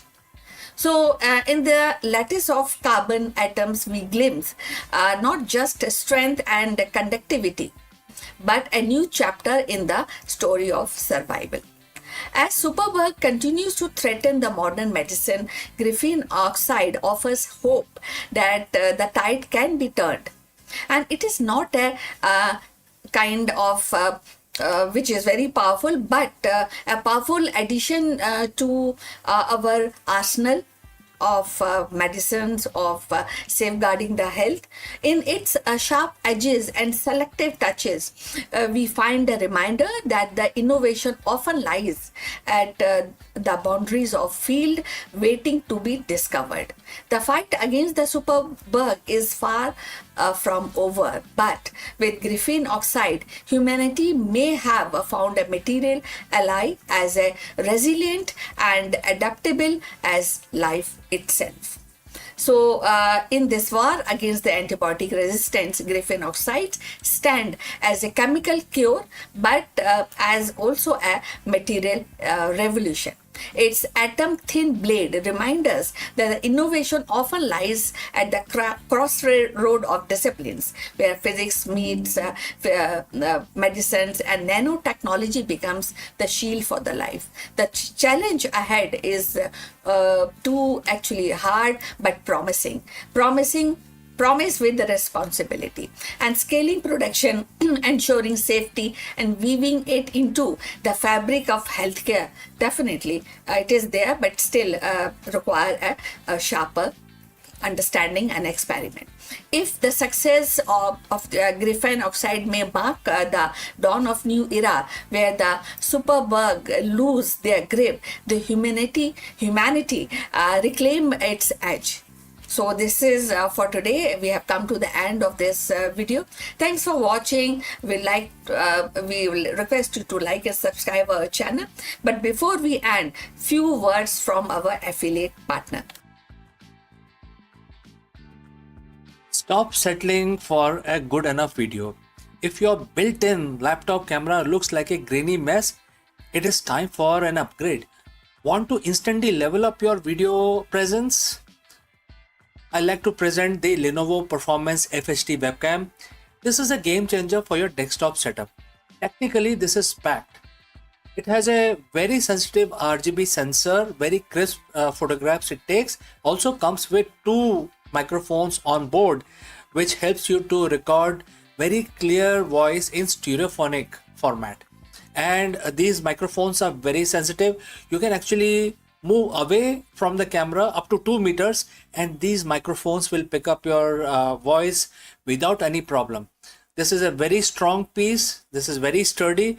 Comes with tripod ready. Comes with a very long leash, so it gives you a lot of flexibility to place the webcam wherever you want to keep in your studio. And also it has a swivel base, which is also very handy. So if you want to basically level up your game and you want to pick up this camera at a discount, please click on the link here or scan the QR code. Now let's get back to our video. Hello friends, welcome and namaskaram. Let me ask you, are black holes actually a myth? In this video, we challenge the fundamental understanding of the universe. Modern physics hits a wall when it comes to the singularity inside a black hole. But what if the math is wrong because the object isn't there at all? We are diving into the dark star hypothesis, a revolutionary theory proposing that instead of crushing matter into a point of infinite density, the dark matter fermions accumulate to form a massive invisible star. This could finally solve the greatest space mystery of the decade. How did the massive black holes grow so large so quickly? Let us explore this fact further. Black holes, they are the ultimate cosmic boogeyman. They are the most dense, most powerful, and most mysterious objects in our universe. We see their silhouette, we track the trace of their star devouring, dancing around them, and we see massive jets of energy shooting from their centers. We are taught that these are singularities, point of infinite density where gravity is so strong that not even light can escape. But what if I told you that everything we think we know about them might be wrong? What if the black holes as we define them don't actually exist? What if the math we use to describe them, the math that forces us to deal with infinities, is actually a sign that our current model is fundamentally broken? Today, we are going to explore a radical hypothesis which is known as the dark star hypothesis. Could it be that what we call a black hole is actually a dense cluster of unknown dark matter fermions, mimicking the behavior of a black hole without this singularity, without the infinities, and without breaking the laws of physics? Let's dive in. But first, why would we want to get rid of black holes? They seems pretty solid, right? Well, the problem isn't about the observation; it's about the theory. In physics, whenever our equations produce an infinity, it's a giant red flag. It usually means our theory has reached its breaking point. Inside a standard black hole, the math of general relativity predicts a singularity, a point where density is infinite and volume is zero. So, when you get an infinity in physics, it's not an answer, it's an error message. It means our current tool for describing reality has failed. And then there is a big growth problem. We have observed supermassive black hole in very early universe, objects billions of times the mass of our sun. According to our current models of how matter collapses and how these holes fade, they shouldn't have had enough time to get that big. There are too big, too fast. It's like finding a fully grown a teenager in a nursery. uh, it shouldn't be possible at all. So we have a choice. Either our understanding of how things grow is wrong, or the object itself isn't what we think it is. This is where the dark star hypothesis comes into play. So, friends, before we move forward, if you have reached this far, please inform us from which city you have tuned in and in which language you are watching this video. This will help us determine the reach of our channel. Now, let's continue with our discussion. So, what is a dark star? Instead of a singularity, which is just a point, imagine a massive super dense cluster of dark matter. Now, we don't know exactly what dark matter is, but we know it interacts via gravity. Some theory suggests it is made of fermions, which are particles that follow the Pauli's exclusion principle. So, friends, if you know what is Pauli's exclusion principle, briefly I will tell you that no two particles in the space or universe can occupy the same position and space at the same time. This is not allowed, and that is what is defined in Pauli's exclusion principle. So, in simple terms, fermion hates being in the same place at the same time, and therefore, because it is not allowed, they exert outward pressure. In traditional star, pressure from the nuclear fusion pushes out against the gravity, keeping the star stable. In a dark star, it is the degeneracy pressure of these dark fermions pushing back against the gravity. This creates a stable, solid object. It is incredibly dense, so dense that it bends the light and warps the space-time almost exactly like a black hole. To an observer from a distance, it looks like a black hole. It has an event horizon of sorts, a point of no return for light, but inside there is no singularity, there is no infinity. There is just a really, really tight, packed ball of dark matter. So, why is this such a game changer? First, it solves the infinity problem. If you don't have a singularity, you don't have a infinite density. You have a finite physical object. Physics laws don't break down anymore because you are dealing with a material object, not a mathematical point of nothingness. Second, it solves the formation problem. If these supermassive objects are actually dark matter stars, they could have formed much earlier and much faster than the standard collapse model allows. They could have been the seeds of galaxies, existed long before the first star were ever, born or turned on. This isn't just about changing a name, it's about shifting our view of the architecture of the cosmos. It suggests that the dark matter isn't just a ghostly filler, it's the actual backbone of the universe. Now, is this proven? Absolutely not. This is a theoretical proposal. Science is a process of constantly refining our models. When we look at the universe, we see the effects of gravity, but we interpret them through the lens of what we currently know. If we keep finding that black holes model can't explain the early growth of the galaxies or the quantum mechanics, and gravity refuses to shake hands, we have to look for the alternative. Could the dark star be the answer? Maybe, maybe not. But the thrill of science isn't in having all the answers. It's in having the courage to ask, what if we were wrong? So, friends, what do you think? A black hole is the final word, or is there a dark secret hiding in the center of our galaxy? Let me know your thoughts in the comments below, and don't forget to subscribe for more deep dives into the mysteries of the universe. Thanks for watching, and I will see you very soon again in the next one. Hello दोस्तों, नमस्कार। आप सबका स्वागत है। क्या आप एक CEO या बिजनेस लीडर हैं और हर दिन चुनौतियों का सामना कर रहे हैं? तो आप सही जगह पहुंचे हैं, क्योंकि इस वीडियो में हम भगवत गीता की सहायता लेंगे और आपके इस सिचुएशन का आंसर ढूंढने की कोशिश करेंगे। हम ये जानेंगे कि जो सीख मिलती है हमें भगवत गीता से, वो एक मंत्र युद्ध क्षेत्र में एप्लीकेबल ही नहीं है, बल्कि हर एंटरप्रेन्योर के लिए एक जीवन दर्शन है, जो आपकी टीम का नेतृत्व में करने में सहायता करता है। चाहे जीत हो या हार, एक लीडर को अपनी निष्ठा, कर्म पर कैसे निगाह रखनी चाहिए, हम इस वीडियो में सीखेंगे और इसके बारे में और डिस्कशन करेंगे। तो चलिए आगे बढ़ते हैं। तो दोस्तों, आजकल के दुनिया में, आजकल के परिप्रेक्ष्य में हम ऐसी एक रेस में हैं जहां जीतना ही सब कुछ है, जीतना ही अनिवार्य है। एक सीईओ के तौर पे आप हर सुबह एक नई चुनौती, एक नए संकट और एक नए डर के साथ उठते हैं। क्या ये मर्जर काम आएगा? मार्केट शेयर बढ़ेगा? क्या मेरी टीम परफॉर्म करेगी? हम सब अक्सर एक तनाव में जीते हैं। अगर मैं हार गया तो क्या होगा? अगर ये डिसीजन गलत हो गया तो क्या होगा? लेकिन आज मैं आपके साथ बिजनेस का एक ऐसा सीक्रेट कोड शेयर करने वाला हूँ, जो 5000 साल पहले महाभारत के रण क्षेत्र में दिया गया था। ये सिर्फ एक श्लोक ही नहीं, एक आधुनिक कॉर्पोरेट जगत का सबसे बड़ा रिस्क मैनेजमेंट टूल है। ध्यान से सुनिएगा। आज हम चर्चा करेंगे भगवत गीता के अध्याय 2 श्लोक 37, चैप्टर 2 वर्स 37 की।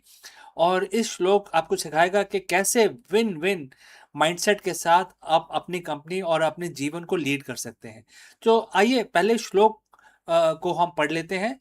भगवान कृष्ण अर्जुन से कहते हैं, एंड द कोट स्टार्ट्स, यदि तुम लड़ते हुए हार भी गए तो तुम्हें स्वर्ग मिलेगा। यानी आपको वो अनुभव और सीख मिलेगी जो आपको उच्च स्तर का लीडर बनाएंगे और आपको ऊंचाई पे ले जाएंगे। और यदि तुम जीत गए तो इस पृथ्वी पर सुख भोगोगे, यानी सफलता, प्रॉफिट एंड मार्केट लीडरशिप आपकी होगी। तो ये आपको बता रहा है कि दोनों ही सिचुएशन में विन विन है। तो दोस्तों, अगर आप यहाँ तक पहुंचे हैं तो आप बताइए कमेंट करके कि किस सिटी से आप हमारे इस वीडियो को देख रहे हैं। तो चलिए आगे बढ़ते हैं। हम सब ने इस वर्ष को सुना।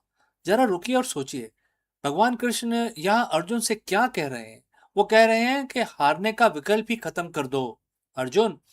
कृष्ण के लिए हार जैसा कुछ है ही नहीं।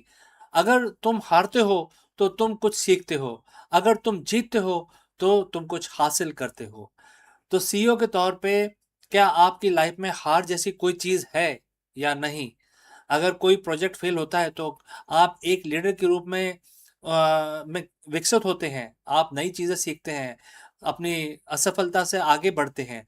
अगर सफल होते हैं तो आपकी कंपनी विकसित होती है। तो इस श्लोक में हम हमें अपनी कॉर्पोरेट लाइफ के को कैसे लागू करें, किस तरह से अपना माइंडसेट करें, इस चीज की हमें सीख दी गई है। तो इसमें मुख्य हमें क्या सीख मिल रही है? नंबर 1 इज डर का अंत। जब आप स्वीकार कर लेते हैं कि सीखना भी एक जीत है, तो डर खत्म हो जाता है। एक सीईओ को जो डर में फैसला लेता है, वो कभी बड़े रिस्क नहीं ले पाता। तो गीता आपको सिखाती है कि रिस्क लेना ही आपका धर्म है।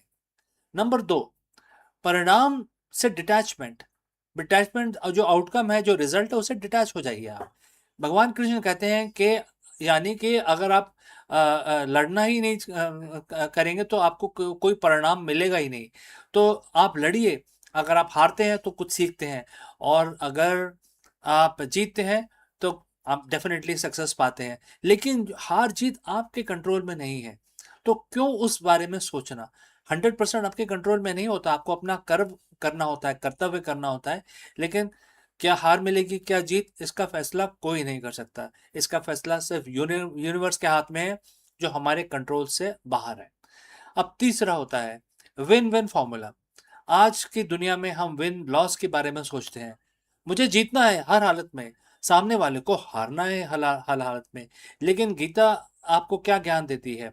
विन विन का क्या मतलब है? अपनी ड्यूटी मतलब अपना कर्म आपको पूरा करना है, अपनी पूरी क्षमता के साथ मैदान में उतरें, बाकी परिणाम अपने आप संभल जाएगा, अपने आप यूनिवर्स आपको दे देगा, आपके एक्शन के ऊपर डिपेंड करता है वो। तो कल सुबह जब आप ऑफिस जाएं तो ये 3 चीजें अपने साथ लेके जाएं। मैं बुलेट पॉइंट्स की तरह आपको ये दे रहा हूं। पॉइंट नंबर 1, अपने हर प्रोजेक्ट को एक धर्म युद्ध की तरह देखें। यह आपकी जिम्मेदारी है। जब आप इसे जिम्मेदारी की तरह देखेंगे तो आप हारने से नहीं डरेंगे, आप सिर्फ अपनी ड्यूटी निभाने पर फोकस करेंगे। बुलेट पॉइंट नंबर 2, अपने फेलियर्स को हेवनली गेम के रूप में देखें। हर बड़ी कंपनी जो आज लीडर है, उसने सैकड़ों बार फेलियर का स्वाद चखा है। उन फेलियर्स को स्टार्टअप या लर्निंग की तरह देखा जाए। बुलेट पॉइंट नंबर 3, निर्णय लेने में देरी ना करें। श्लोक के अंत में भगवान कृष्ण कहते हैं, उठो यानी एक्शन लो। एनालिसिस में फंसे रहोगे तो मैदान में कब उतरोगे। दोस्तों, एक सीईओ के रूप में सबसे बड़ी पूंजी आपकी मानसिक स्टेट ऑफ माइंड है, मानसिक स्थिरता है। अगर आप हार के डर से जकड़े हुए हैं तो आप कभी बड़ी ऊंचाइयों को हासिल नहीं कर पाएंगे। आज से अपनी डिक्शनरी में फेलियर शब्द को हटा दीजिए और आप ये समझ लीजिए कि आप जीतेंगे, हर हाल में जीतेंगे। और अपने जो थॉट प्रोसेस है उसको अपग्रेड करिए। तो इसमें भगवान बोलते हैं कि उठो, फाइट करो और जीतो।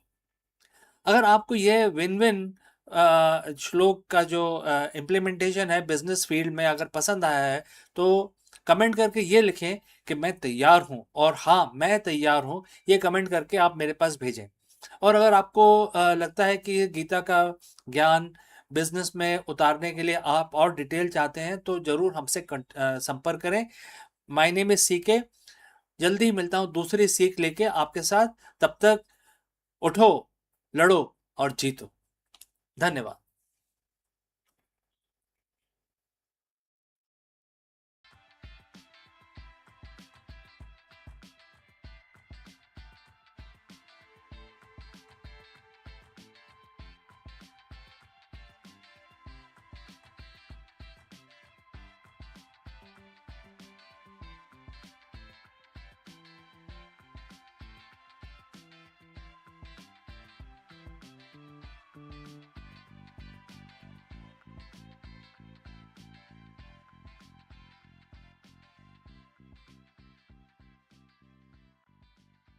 Beneath the quiet wisdom of Jain philosophy, Mahavir carved the pathway into the infinite, teaching humanity how to unlock the hidden roots of number. His method for square and the cube roots were not a mere calculation. They were the keys of dimensions, volume, and the architecture of possibility. Centuries later, as the rocket rises and the colonies take shape beyond Earth, his legacy resurfaces in a dazzling reference. In 2026, when engineers measure domes on Mars or chart spacecraft through the gravitational wells, they echo the same roots Mahavir once revealed. From ancient manuscripts to cosmic frontiers, his mathematics became the bridge, binding the silence of past with the roar of the future and proving that the roots of numbers are also the roots of destiny. So let's find out more about this. In the quiet corridors of ancient India, centuries before the telescope pierced the heavens, Mahavir of the Jain tradition was unraveling mysteries of numbers. His genius lay not in the abstract speculations alone, but in the practical method, systematic way of calculating square and cube roots. So they were not tribal exercises. They were the foundation upon which the civilization could build a precise architecture, measure land, and navigate the complexities of trade. Yet, in 2026, his legacy stretched far beyond the earthbound. It reaches into the cosmos where the humanities now dream of settlement among the stars. The square root and the cube roots are more than a mathematical curiosities. They are the language of geometry. They are the key to understand the volume, trajectories, and the hidden harmonies of space. Mahavir's method, refined in his treatise, offered clarity in the age when the numbers are still being tamed. So today, as the spacecraft plot course through the gravitational wells, or the engineer design habitat on Mars or moons or of Jupiter's, the same principle echo. The calculating the cube root of the volume is no different in the essence when the determining the dimensions of pressurized dome on Europa. The maths of Mahavir became the mathematics of survival. So, if you have reached this far, please inform us from which city you are tuned in and in which language you are watching this video. This will help us to determine the reach of our channel. So, moving forward on this interesting details about Mahavir and his mathematics. So in 2026, space exploration is no longer a domain of few nations. It is a collective human endeavor. Private companies, international collaborations, and the AI-driven research coverage to push the boundaries. And at the heart of every trajectory, every orbital calculation lies the need to extract roots, to balance the equation, to tame the infinity into unusable form. So Mahavir's contribution reminds us that the tools we wield today are not inventions of present alone, but are inheritance from mind that saw the order in the chaos centuries ago. So consider the cube root, the silent architect of a three-dimensional understanding. For Mahavir, it was a way to measure the unseen, to give form to the intangible. For space settler, it is the measure of oxygen tanks and the volume of hydroponic chambers and the capacity of a spacecraft fuel cell. So without such calculation, the dreams of living beyond Earth collapse into fantasy.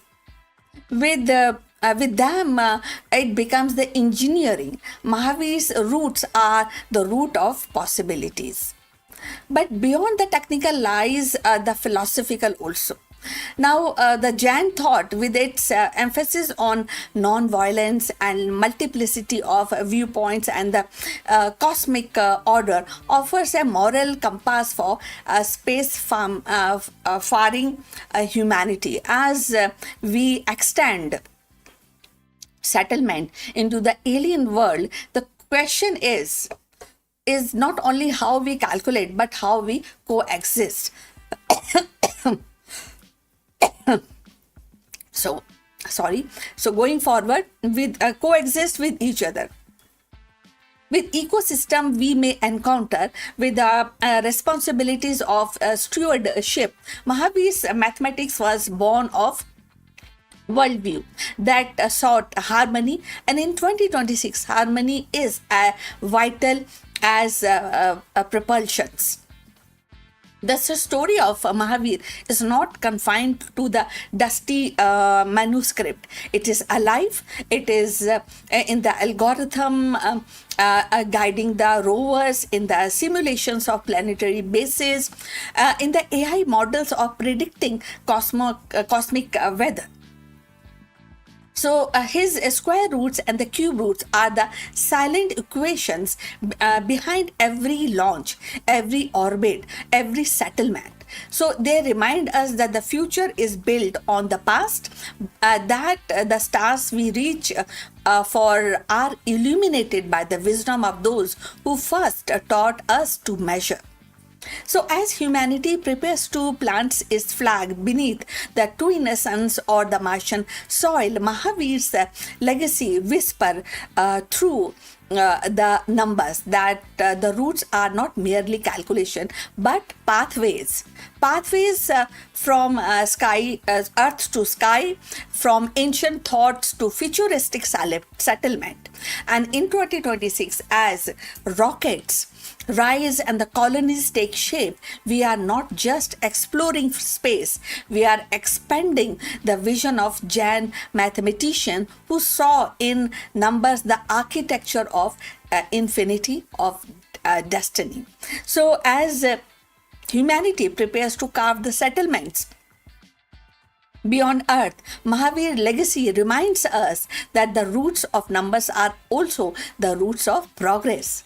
His square and the cube roots method, born in ancient India, now echoes the calculation of spacecraft trajectories, the volume of Martian dooms, and the dimension of lunar habitat. In 2026, when the engineers and explorers measure the unknown, they are guided by the same principle that Mahavir once inscribed centuries ago. His mathematics is not confined to a manuscript, it is alive in every equation that carries us from Earth to the stars. And the Jain mathematician's vision become our compass, proving that from roots we rise and from numbers we build a future as vast as the cosmos itself. So we have come to the end of this video. We look forward for your comments on this information. Please like and subscribe our channel. Look forward in the next one. But before we end this video, few words from our affiliate partner. Stop settling for a good enough video. If your built-in laptop camera looks like a grainy mess, it is time for an upgrade. Want to instantly level up your video presence? I like to present the Lenovo Performance FHD webcam. This is a game changer for your desktop setup. Technically, this is packed. It has a very sensitive RGB sensor, very crisp photographs it takes. Also comes with 2 microphones on board, which helps you to record very clear voice in stereophonic format. And these microphones are very sensitive. You can actually move away from the camera up to 2 meters and these microphones will pick up your voice without any problem. This is a very strong piece. This is very sturdy. Comes with tripod ready. Comes with a very long leash, so it gives you a lot of flexibility to place the webcam wherever you want to keep in your studio. And also it has a swivel base, which is also very handy. So if you want to basically level up your game and you want to pick up this camera at a discount, please click on the link here or scan the QR code. Now let's get back to our video.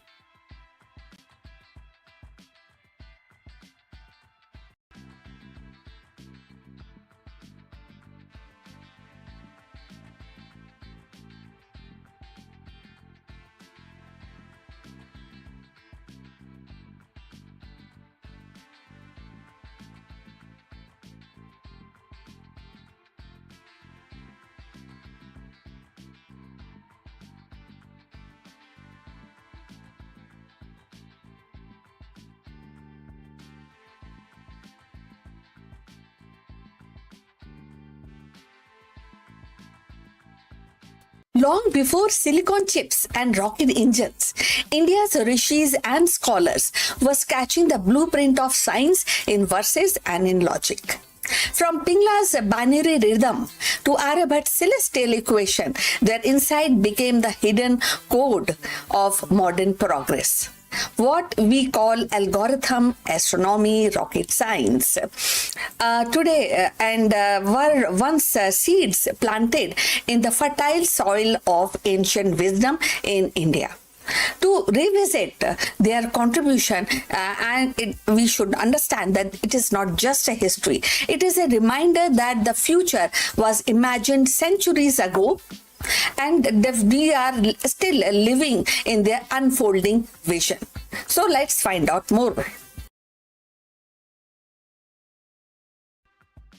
In the quiet corridor of ancient Indian thoughts, Pingla stands as a mathematician sage whose vision stretched far beyond his time. Living around the 3rd, 2nd century BC, he composed the Chandra Shastra, a trusty in Sanskrit parody. At first glance, it was a study of poetic meters, but hidden within its verses lay a revolutionary idea. The earliest known description of binary numbers and combinational patterns. And in his hands, poetry became the mathematics, and the mathematics became a language of code. So Pingla's binary system was simple yet profound. So he represented sequences of long and short syllables, and using marks, and that correspond to what we call today 1 and 0. This was not merely a poetic device, it was a seed of digital logic. Centuries later, the same binary framework would become the foundation of computer science, coding language, and the algorithm that drives artificial intelligence. And in 2026, every smartphone, rocket guidance system, and the quantum processor hums with the rhythm of Pingla's insight. The universe can be described in two states, on and off, presence and absence. So if you have reached this far, please inform us from which city you have tuned in and in which language you are watching this video. This will help us to determine the reach of our channel. Now, moving forward, imagine the world without Pingla's contribution. Without binary, modern digital revolution would flatter. Computer might still exist, but their architecture would be clumsy, reliant on unwieldy numerical system.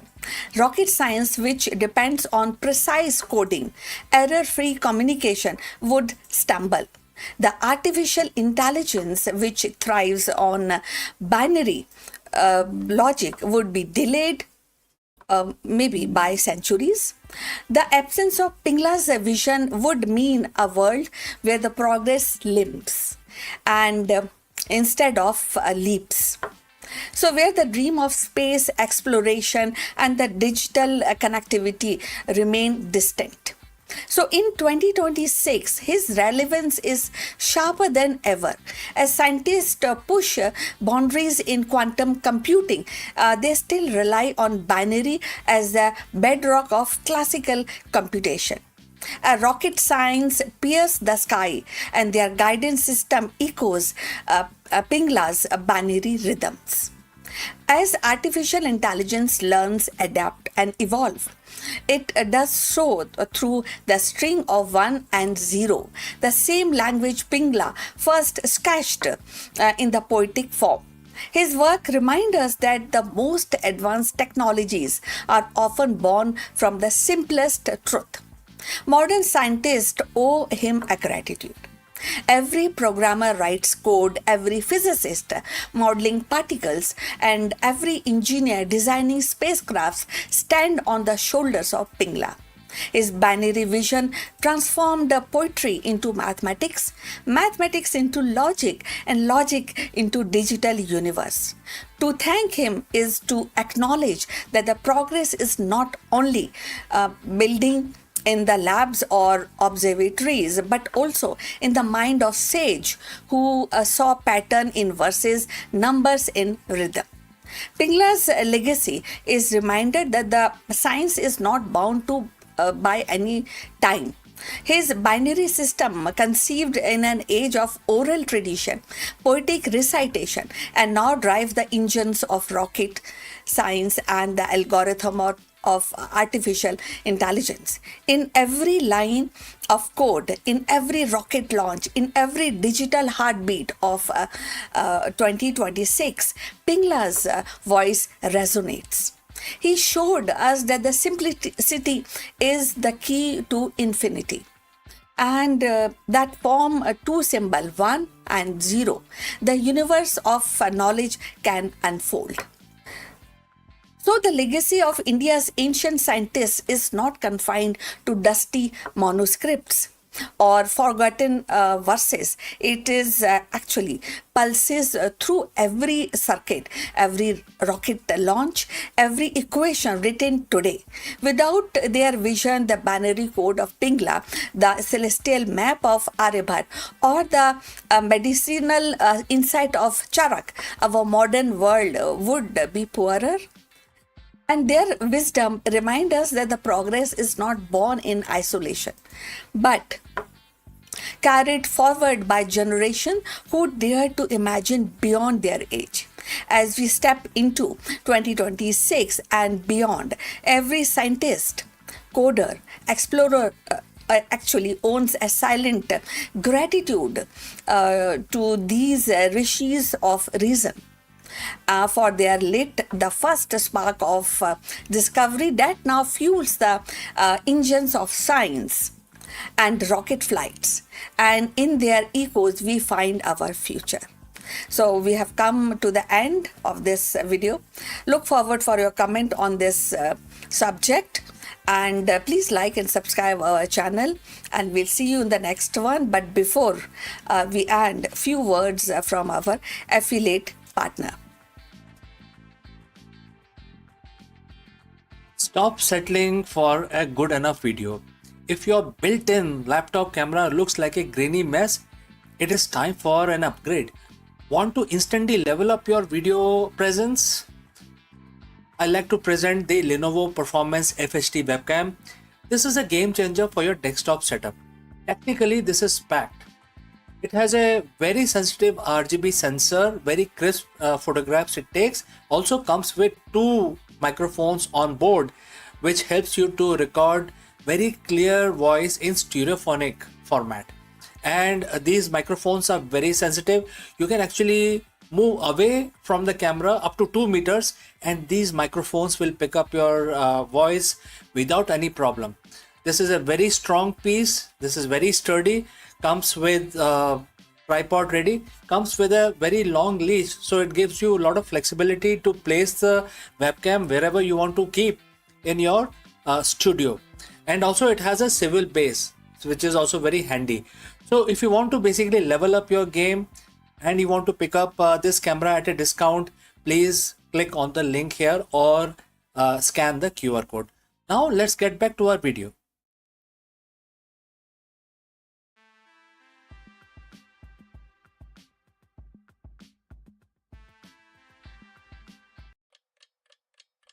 Hello friends, namaskaram. Let me ask you, is India becoming the world's next great tech superpower? In this video, we dive deep into the Amazon's monumental $48 billion investment, which is announced recently for India alone. Following a landmark meeting between Amazon CEO Andy Jassy and Prime Minister Narendra Modi, the tech giant has officially committed to massive capital injection between 2026 and 2030. We will actually break down where this money is actually going and how much is going to be used for expanding the AWS services in India. Let's go. $48 billion. Let that number sink in for a second. It's not just a budget, it's a massive tectonic shift in the global tech landscape. Amazon has officially laid out a staggering $48 billion investment plan for India, focused squarely on the future of AI and cloud infrastructure. But why India and why now? Is this just about expanding data centers, or is there a bigger, deeper strategy at play? Today, we are pulling back the curtain on Amazon's massive roadmap to transform India into the world's next great AI powerhouse. We are going to break down where the money is going, what it means for the Indian economy, and most importantly, what it means for people like you and me. To understand the why, we have to look at the where. Over the last decade, India has evolved from being the back office of the world to becoming a global innovation hub. We are seeing a surge in startups, a massive pool of engineering talent, and digital first population that is hungry for AI solutions. Friends, if you have reached so far, please let me know the name of the city or country from where you are watching this video. Alright, now let's proceed further on our breakdown. Amazon, through its cloud arm AWS, already has footprint here, but this 48 billion commitment is a signal. It's Amazon saying that they aren't just here to do business, they are here to build the underlying architecture of India's digital future. This investment isn't just about throwing money at a problem, it's about infrastructure. It's about fiber optics, massive data centers, and the compute power required to run the next generation of generative AI models. If the AI is the engine of the 21st century, Amazon wants it to be the company building the fuel station all across Indian subcontinent. So let's get into the technicals here. Where does $48 billion go? A huge chunk of this is destined for the AWS infrastructure. We're talking about scaling up existing data centers in Mumbai and Hyderabad. If you have been following the tech space, you know that Hyderabad has quickly become a data center capital due to its affordable climate, power, power availability, and government support. But beyond the steel and concrete, it is about the AI stack. Amazon is deploying advanced hardware, custom chips, high speed networking gear to ensure that Indian startup can train LLM large language models locally. This is crucial. By keeping data sovereignty within the country, Amazon is making it easier for Indian fintechs, healthcare providers, and retail platforms to build AI applications that are compliant, fast, and secure. This isn't just about cloud storage anymore. It's about giving developers the tools to build the next unicorn company right here in India. Critics often ask, what does this mean for the average person? Well, the projections are massive. We are looking at a roadmap that aims to support millions of jobs, everything from direct employment at data centers to indirect roles in logistics, software development, and AI research. Let's talk about the small business angle. Amazon is integrating AI tools to help the Kirana stores, the local mom and pop shops, digitize their operations. Imagine an AI powered supply chain that predicts exactly what a small shop in a remote village need to stock, and when that is the kind of efficiency $48 billion can buy today, and that is what they're aiming to do. This aligns perfectly with India's goal of becoming a developed nation, which is, in other words, Viksit Bharat. By investing in this digital backbone, the Amazon is essentially lowering the barrier to entry for Indian entrepreneurs to compete on a global stage. Now, I want to keep it real with you. A $48 billion plan sounds perfect on paper, but the reality is complex. We are talking about massive energy consumption to power these AI servers. We're talking about strict data protection regulation in India that are constantly evolving. There is also intense competition. Google, Microsoft, and homegrown Indian players are all fighting for the same market share. Amazon isn't alone in this race.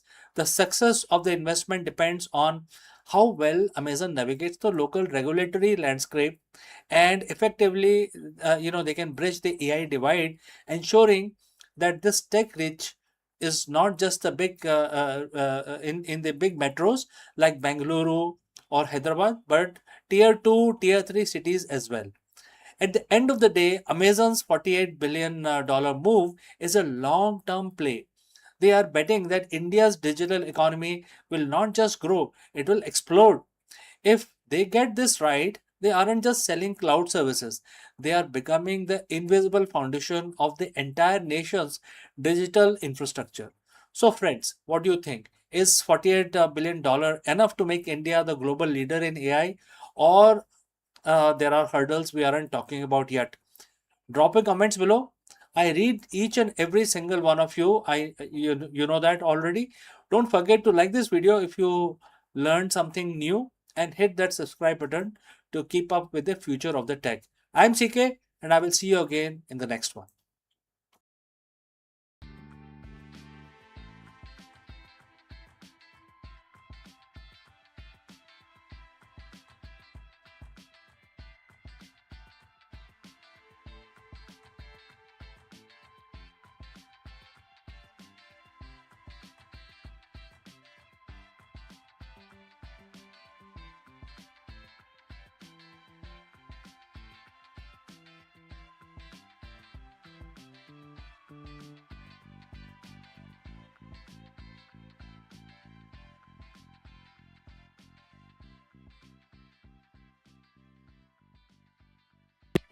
Hello, friends, and Namaskaram.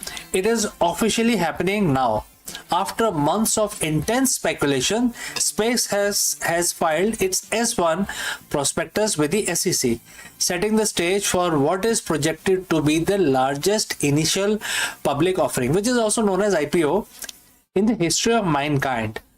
With a target valuation of up to 1.75 trillion, Elon Musk's space giant is ready to hit the Nasdaq under the ticker symbol SPCX.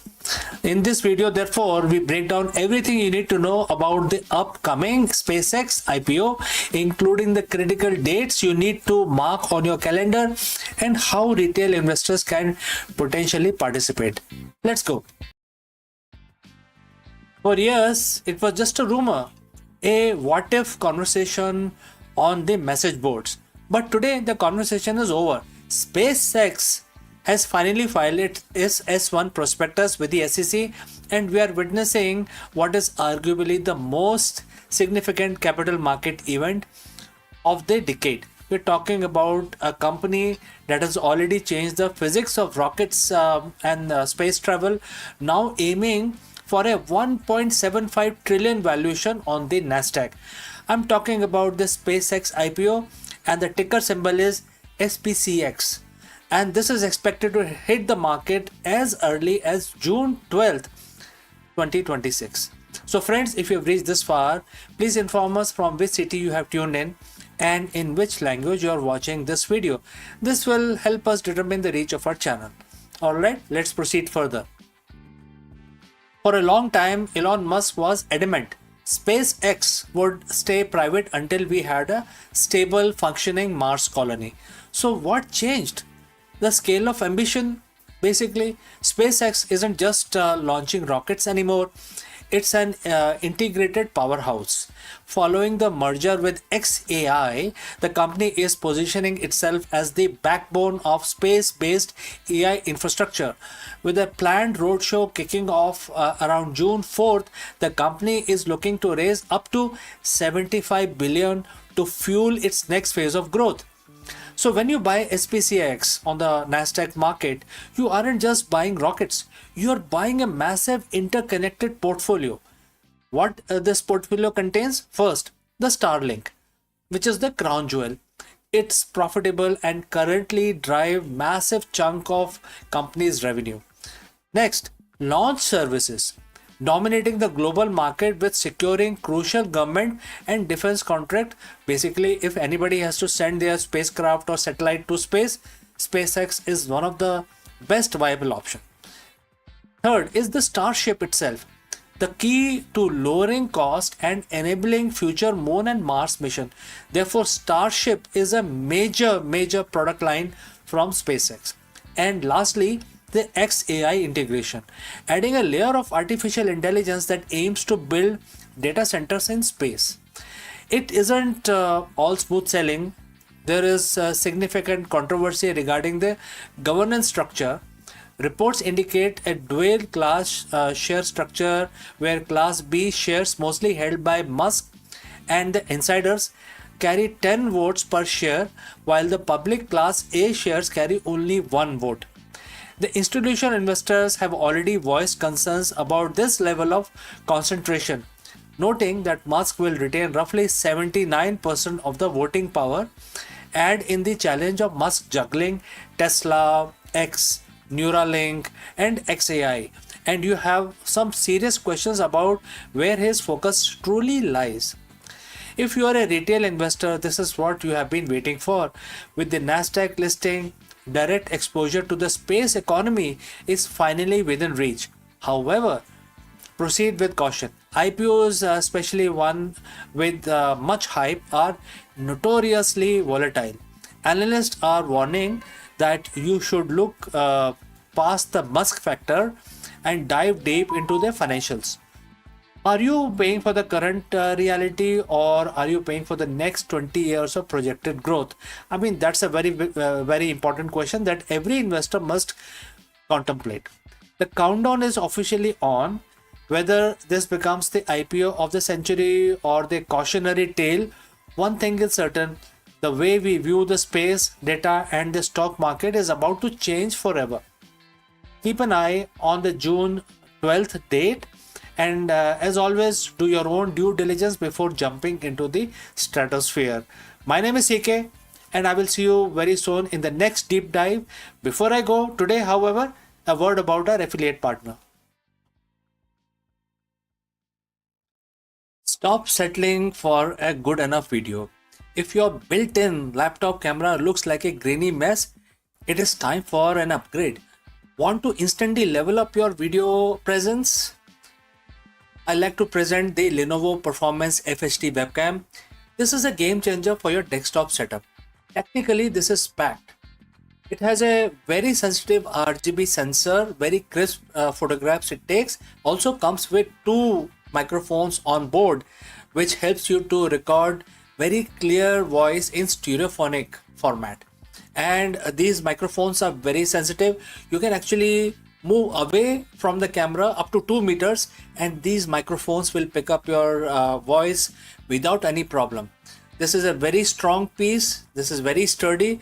Comes with tripod ready. Comes with a very long leash, so it gives you a lot of flexibility to place the webcam wherever you want to keep in your studio.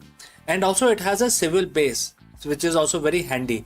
So if you want to basically level up your game and you want to pick up this camera at a discount, please click on the link here or scan the QR code. Now let's get back to our video.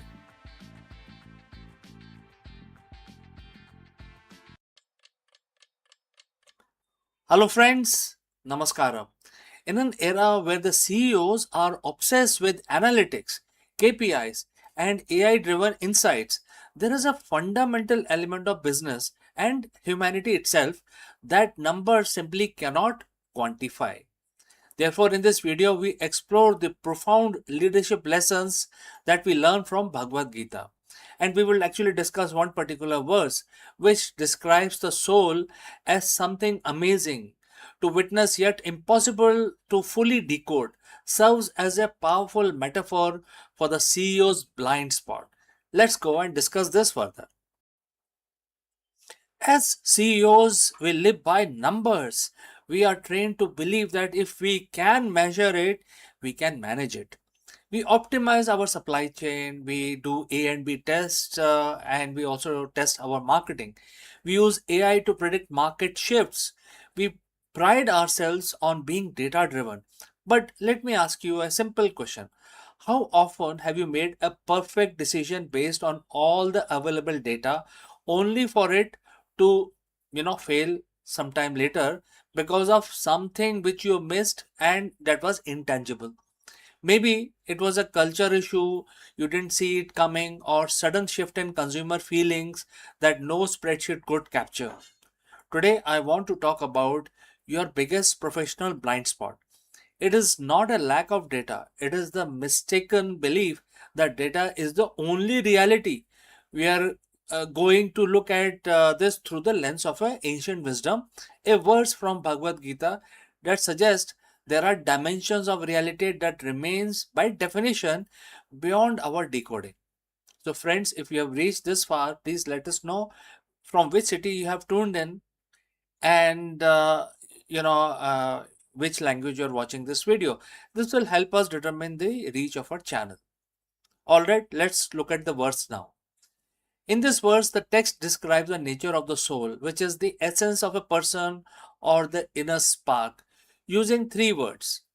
And the quote starts: for some the soul is amazing to see, for some it is perplexing to hear, and for some it is a mystery when described. No one has really been able to decode the soul as yet. And the quote close. Think about the word mystery. In business, we hate that word. We want clarity, we want an algorithm. But this ancient teaching reminds us that the most vital part of life, and by extension, the core of our business success, are inherently indecodable.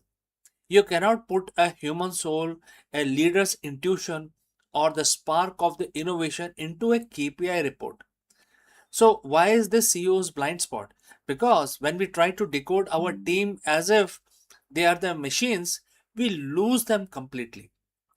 The engagement gap also can define this. You can track hours worked by your team, but you cannot track the soul of and the passion of your employees. And the third point could be the vision gap. The strategy is a data, vision is a mystery. People follow leaders who are comfortable with the mystery, not just leaders who are comfortable with Excel. So, when we focus only on the decodable, we become reactive. We ignore the pulse of our organization. We miss the amazing things happening right in front of us because we are too busy looking at the metrics of the past. So, friends, what does this mean for our daily routine? It doesn't mean throwing away your data, it means developing a different kind of executive presence. Embrace the unknown. When you face a crisis, don't just look for more data. Ask, what is the human element here that I'm not measuring? You can also look at, a method of cultivating intuitions. Intuition is just high speed pattern recognition filtered through experience. It is your internal vision of seeing the amazing.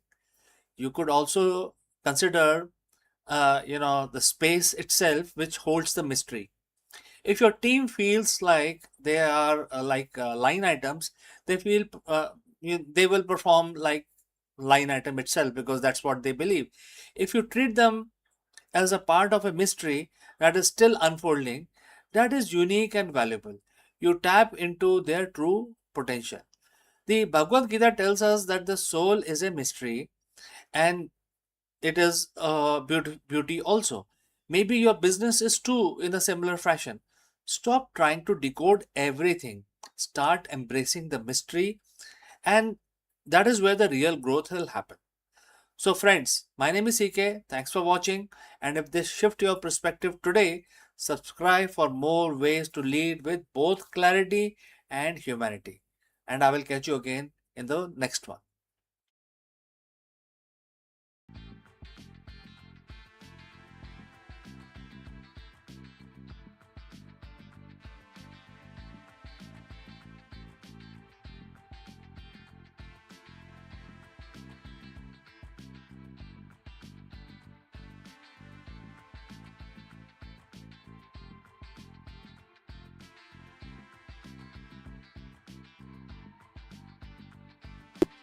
Two dawns break across the alien sky, one blazing, one gentle, casting twin shadows that stretch into the unknown. What once lived only in the imagination of storytellers has now stepped into the telescope lens. 27 planet candidates orbiting not one but two suns. And these worlds, simmering like echoes of Star Wars Tatooine, are no longer fiction but cosmic invitation. They whisper of future double horizon, and where every sunrise is a duet and every settlement a testament to our courage to thrive in the extraordinary. So let's find out more about this.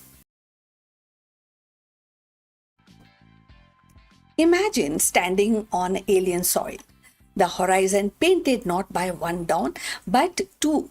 The first sun rises in a blaze of gold, and the second follows in a softer hue, casting shadow that dance in pair. And this is not the realm of myth or cinema. It is a reality hinted by astronomers who have uncovered 27 planet candidates orbiting binary stars.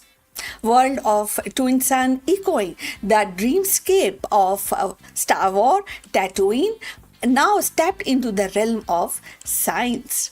For humanity, these discoveries are more than curiosities. They are invitation. Each planet circling two suns represent a lab of survival, a crucible where the light, gravity, and the climate conspire in an unfamiliar way. The future of human settlement may well depend on our ability to adapt to such extreme. Binary system challenge our engineering, our biology, and our imagination. How do we build the home where the daylight never truly ends, or where the nights are fractured by competing lunar rhythms? How do the crop grow under two suns and their photosynthesis tuned in a spectrum broader than Earth? So these are the questions that are obstacle, and if you feel they're obstacle, that is up to you. But for scientists and somebody who is inclined to new discoveries, these questions are not obstacles, but they are seed of innovation. So if you have reached this far, please inform us from which city you have tuned in and in which language you are watching this video. This will help us determine our channel. So moving forward, the dual suns offer paradoxical gift. On one hand, these gravitational tug of war can destabilize orbits, making climate volatile. On the other hand, their combined energy could sustain habitable zone wider than those around solitary stars. A planet warmed by two suns might host desert of a dazzling brilliance, ocean simmering under perpetual twilights, or forests that evolve pigment unknown to Earth.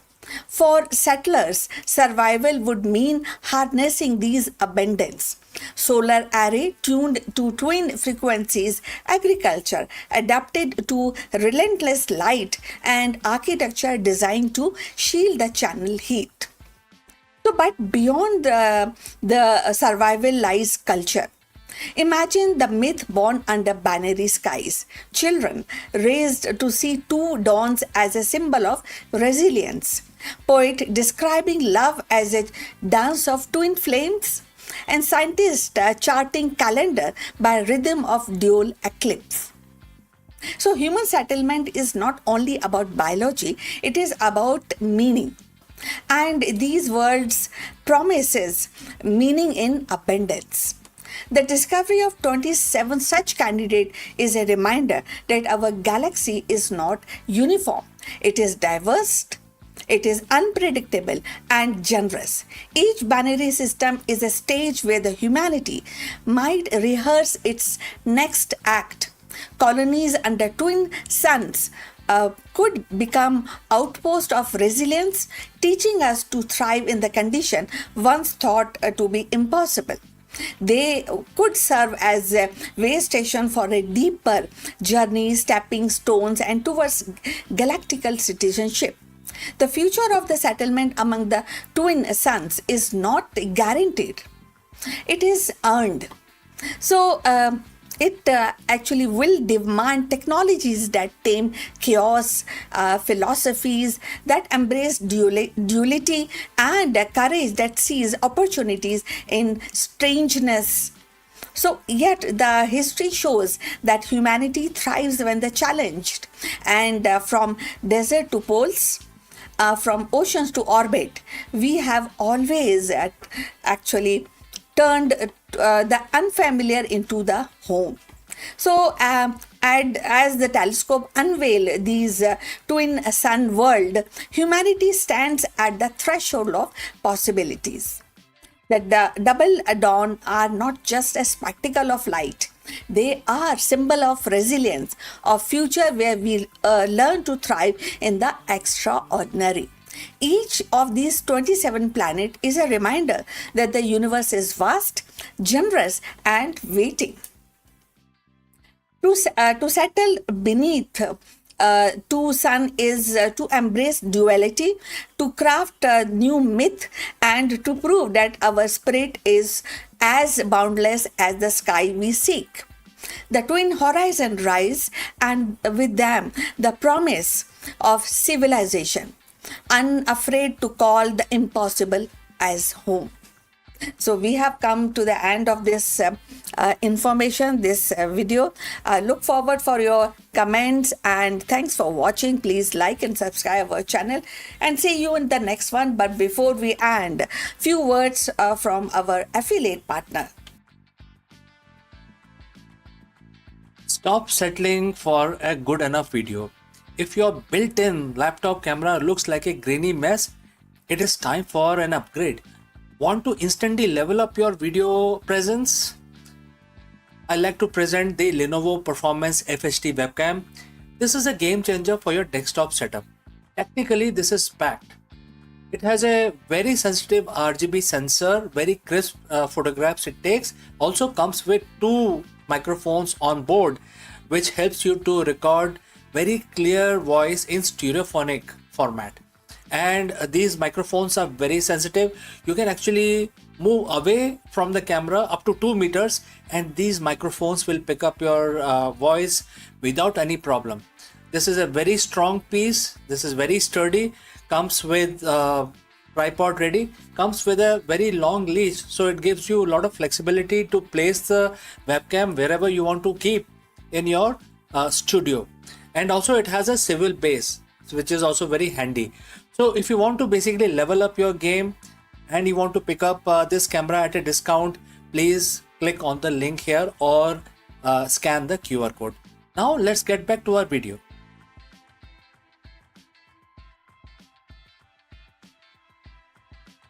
Hello friends, the big question that we want to address today is that is your mind working for you or against you? This is a very age-old question many people have tried to answer, but today we are going to take a deep dive into Bhagavad Gita. And friends, as you know, Bhagavad Gita is a very ancient document. It's a very ancient manuscript.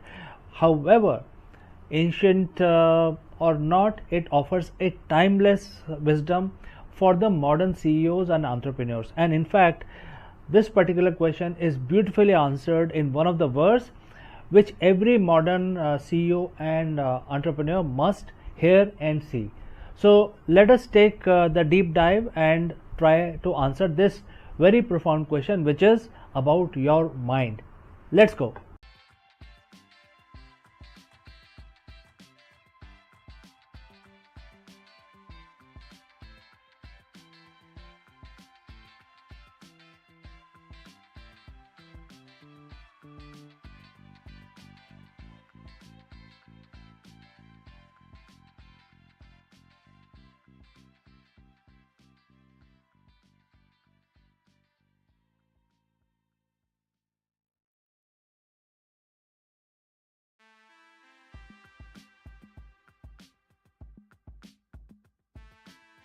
Hello friends, welcome to Executive Learning Session.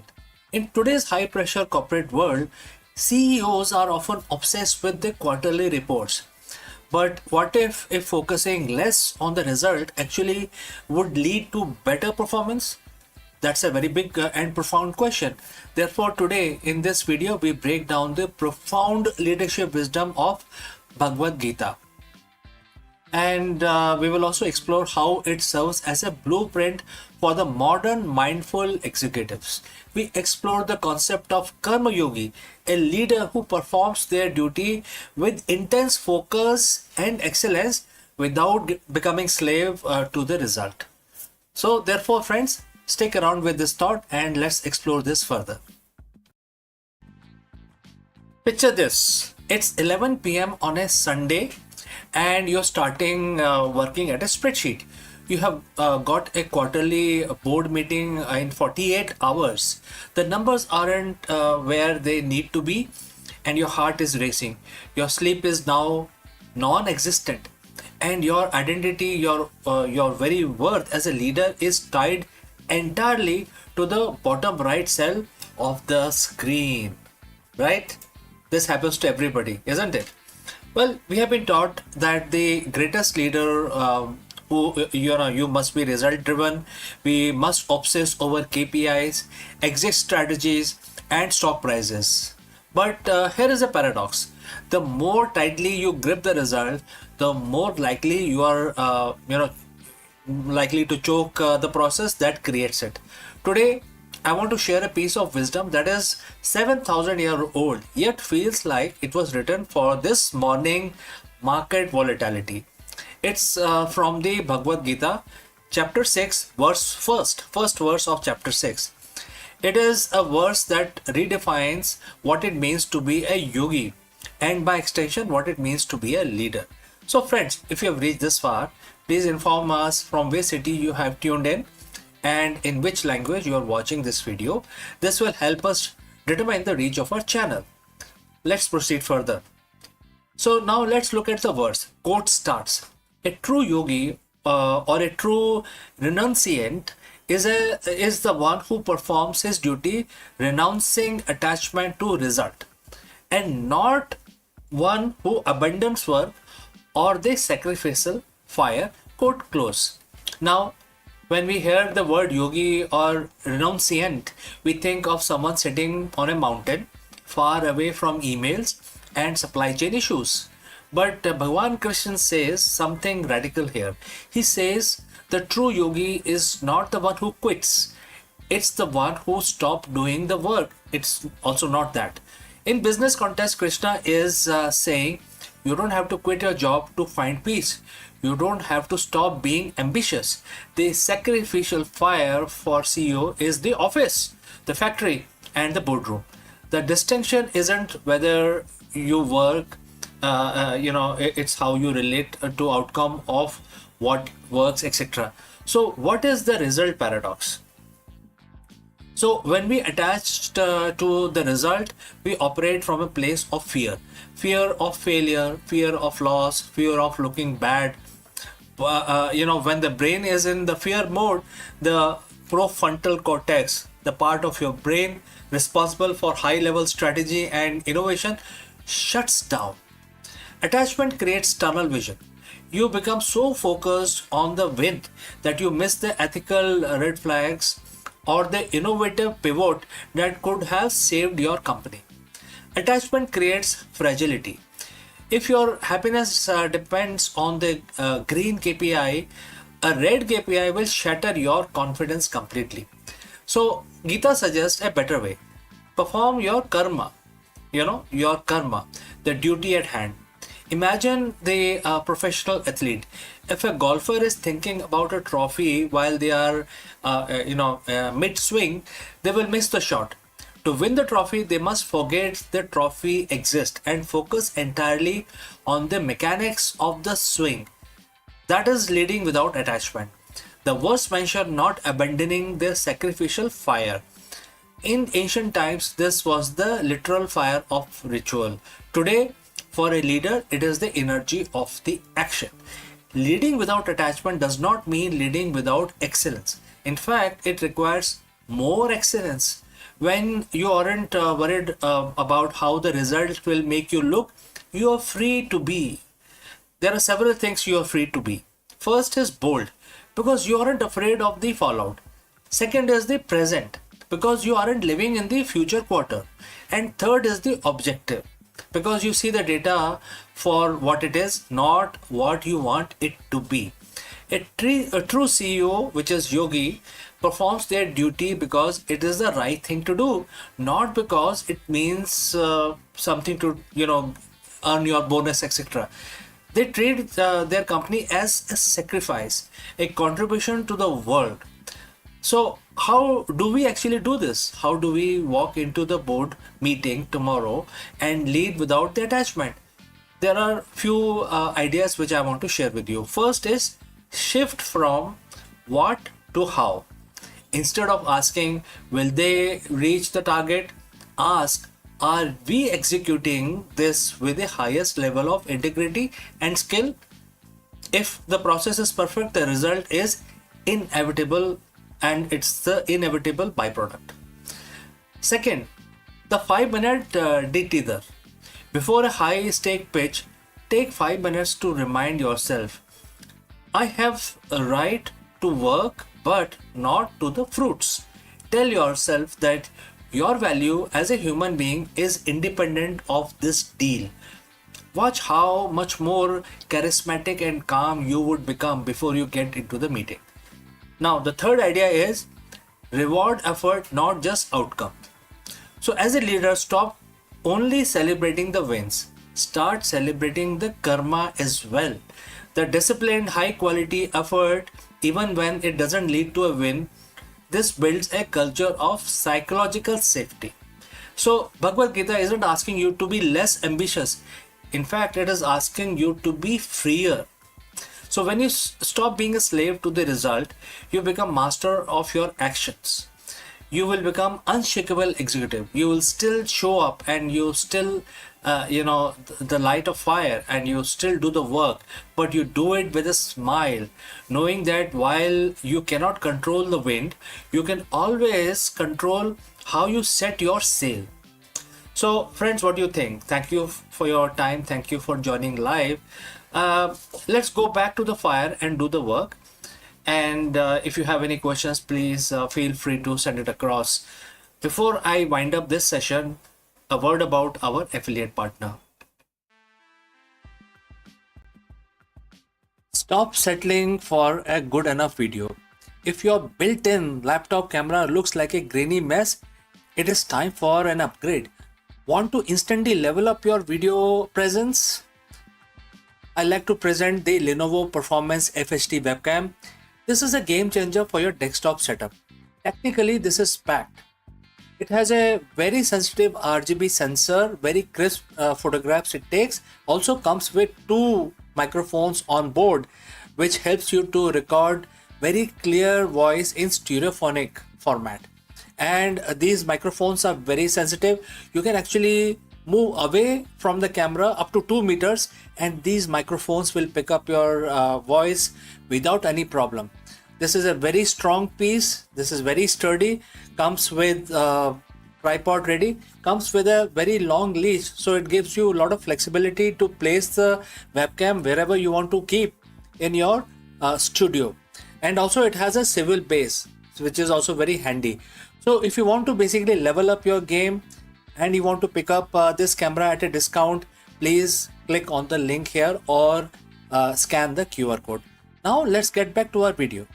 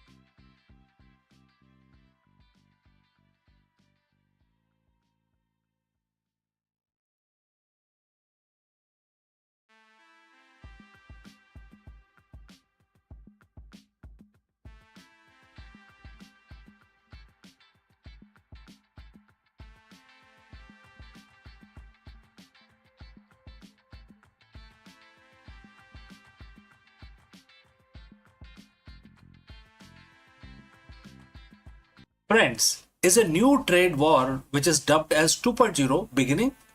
As the US radically rewrites its global tariff rules, India is launching a high stake diplomatic mission to Washington, D.C.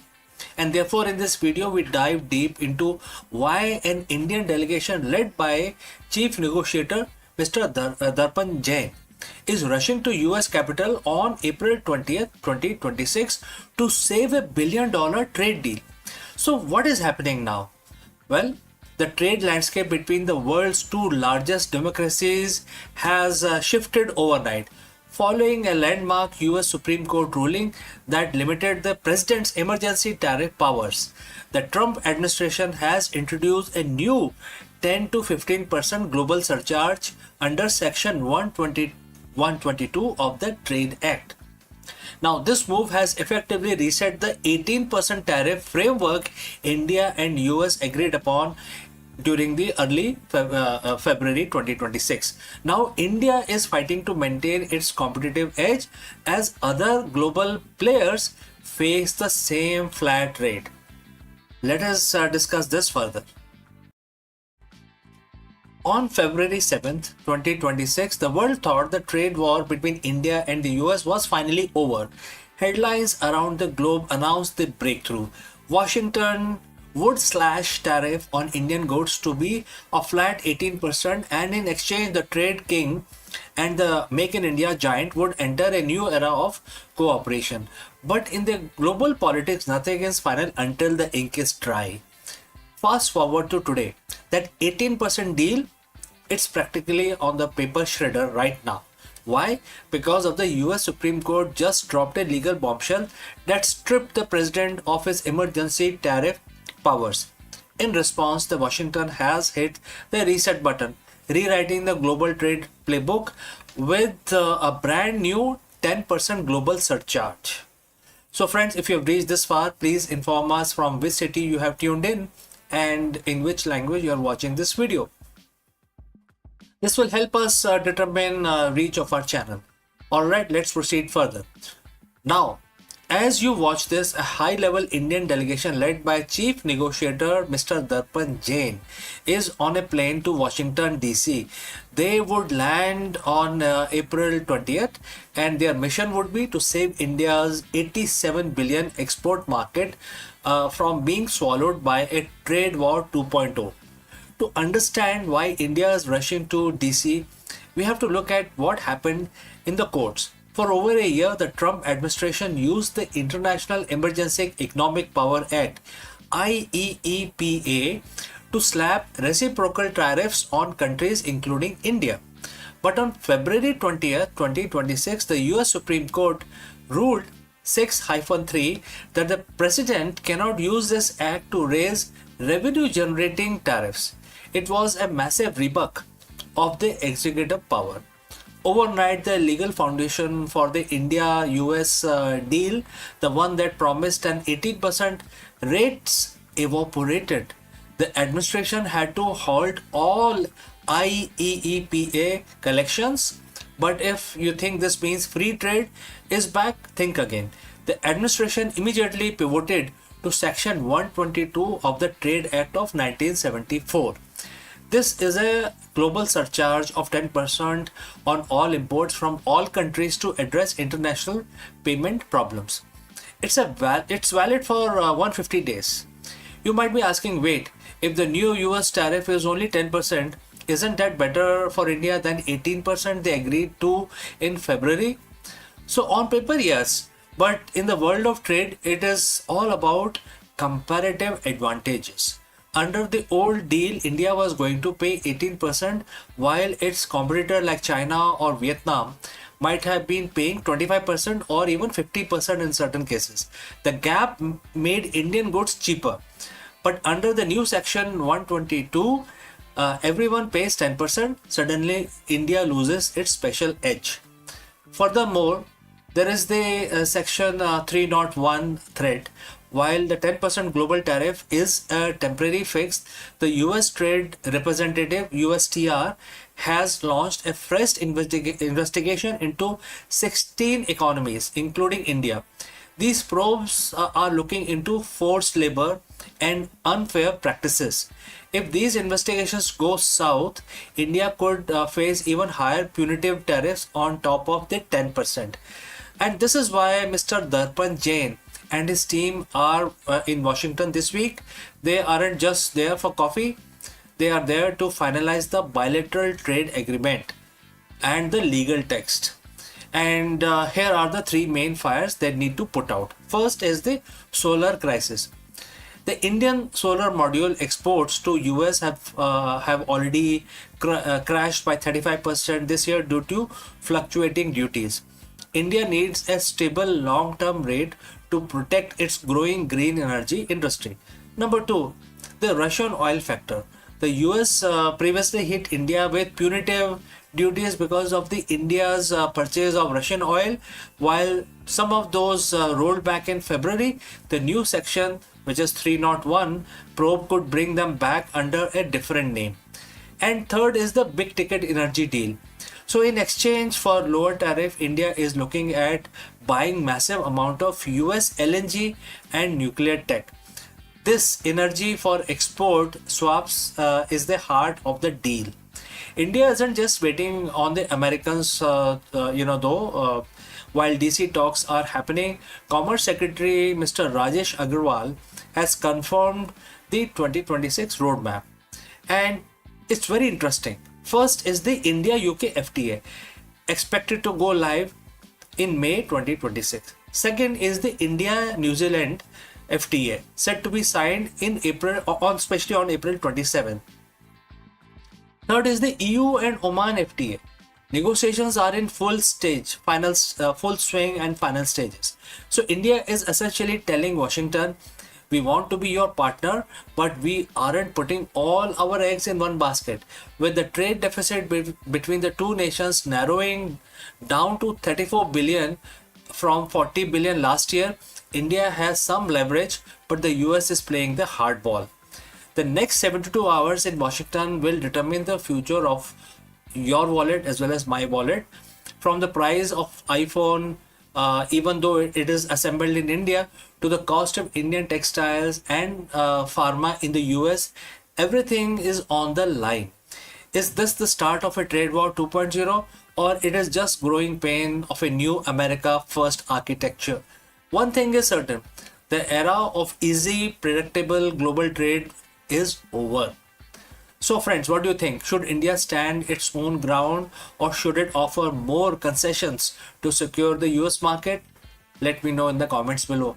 And don't forget to like and subscribe for more deep dives into shifting world of global power. Thank you for joining live. Thank you for watching. Before I wind up this session, a word about our affiliate partner.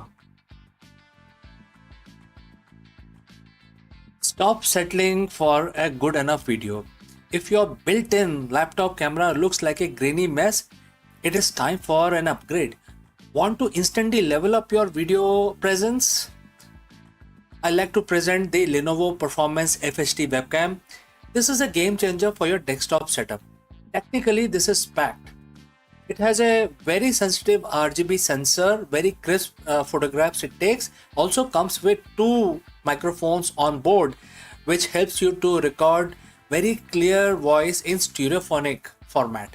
And these microphones are very sensitive. You can actually move away from the camera up to 2 meters, and these microphones will pick up your voice without any problem. This is a very strong piece. This is very sturdy. Comes with tripod ready. Comes with a very long leash, so it gives you a lot of flexibility to place the webcam wherever you want to keep in your studio.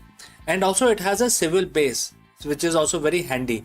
So if you want to basically level up your game and you want to pick up this camera at a discount, please click on the link here or scan the QR code. Now let's get back to our video.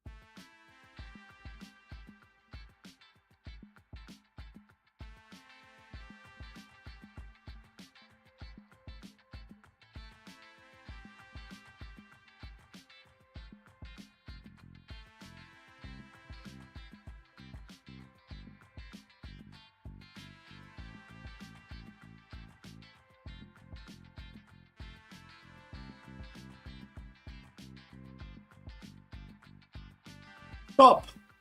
Before you hit the delete channel button or give up on your next upload, you need to watch this. Most creators quit YouTube exactly 3 feet from the gold. They see flat lines in their analytics and assume they are failing. But in reality, they are simply in a ghost phase, the period where the algorithm tests your consistency and your skills are being sharpened for the big break. In this video, we dive deep into the psychology of the content creation and why zero views might actually be your biggest competitive advantage. How? Let us discuss this further. You are checking your phone again. It's been 3 hours since you uploaded your latest video and the one you spent all weekend editing. You have refreshed the studio app 10 times and the number hasn't budged. 4 views, 2 of which were probably you. The thought starts creeping in. Is this even worth it? You see other creators blowing up overnight and you feel like you are shouting into a void. You are ready already to quit, but before you hit that delete channel button, I need you to understand one thing. You aren't failing. You are actually in the most important phase of your journey. Most creators quit exactly 3 feet from the goal.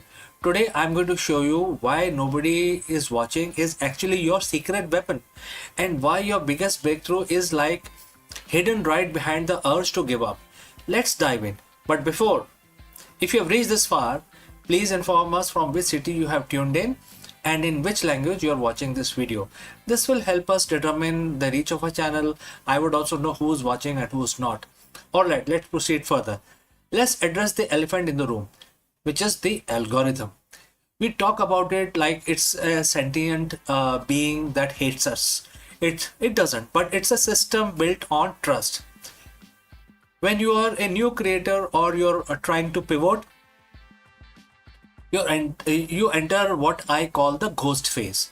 Think about it. Why would YouTube push your content to millions of people if you are only person you can stay consistent for only 2 weeks? The algorithm is testing two things, your competence and your consistency. During this ghost phase, you have a massive advantage that no big creator has, which is freedom to fail. When nobody is watching, you can experiment, you can find your voice, you can mess up the lighting, and you can make terrible jokes without hundreds and thousands of people judging you.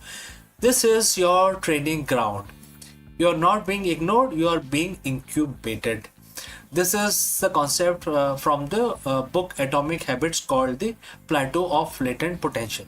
We expect progress to be in a straight line up. We think if I put in X amount of work, I should see X amount of views. But the growth on YouTube is exponential, not linear. You spend months, maybe years working in the valley of disappointment, and this is where you are putting in the work, but the result aren't showing yet. You are building the foundation. It's like bamboo tree. It grows underground for 5 years, developing a massive root system, and then it shoots up 80 feet in 6 weeks. So if you quit during the root building phase, the tree will never grow. Every video you make into a flop is actually a root. It's a data point. It's a lesson. It's one step closer to the 80-foot breakthrough. So why do most creators quit right before they win? It's because of the psychological phenomena called cognitive friction. The effort required to make a video feels much higher than the reward of 10 views. To survive this, you have to shift your win condition. If your win condition is to get 1000 views, you get 50, you feel like as if you have lost it. You feel defeated. But if your win condition is like getting 1% better at color grading or write a more compelling hook, or you do that, you have won already, right? I mean, if you do all of these core competencies, regardless of the view counts, don't you think so? Winning on YouTube is a war of attrition. The pros aren't necessarily the most talented people on the platform. They are the one who refuse to go away. They stayed in the game long enough for the luck to find them.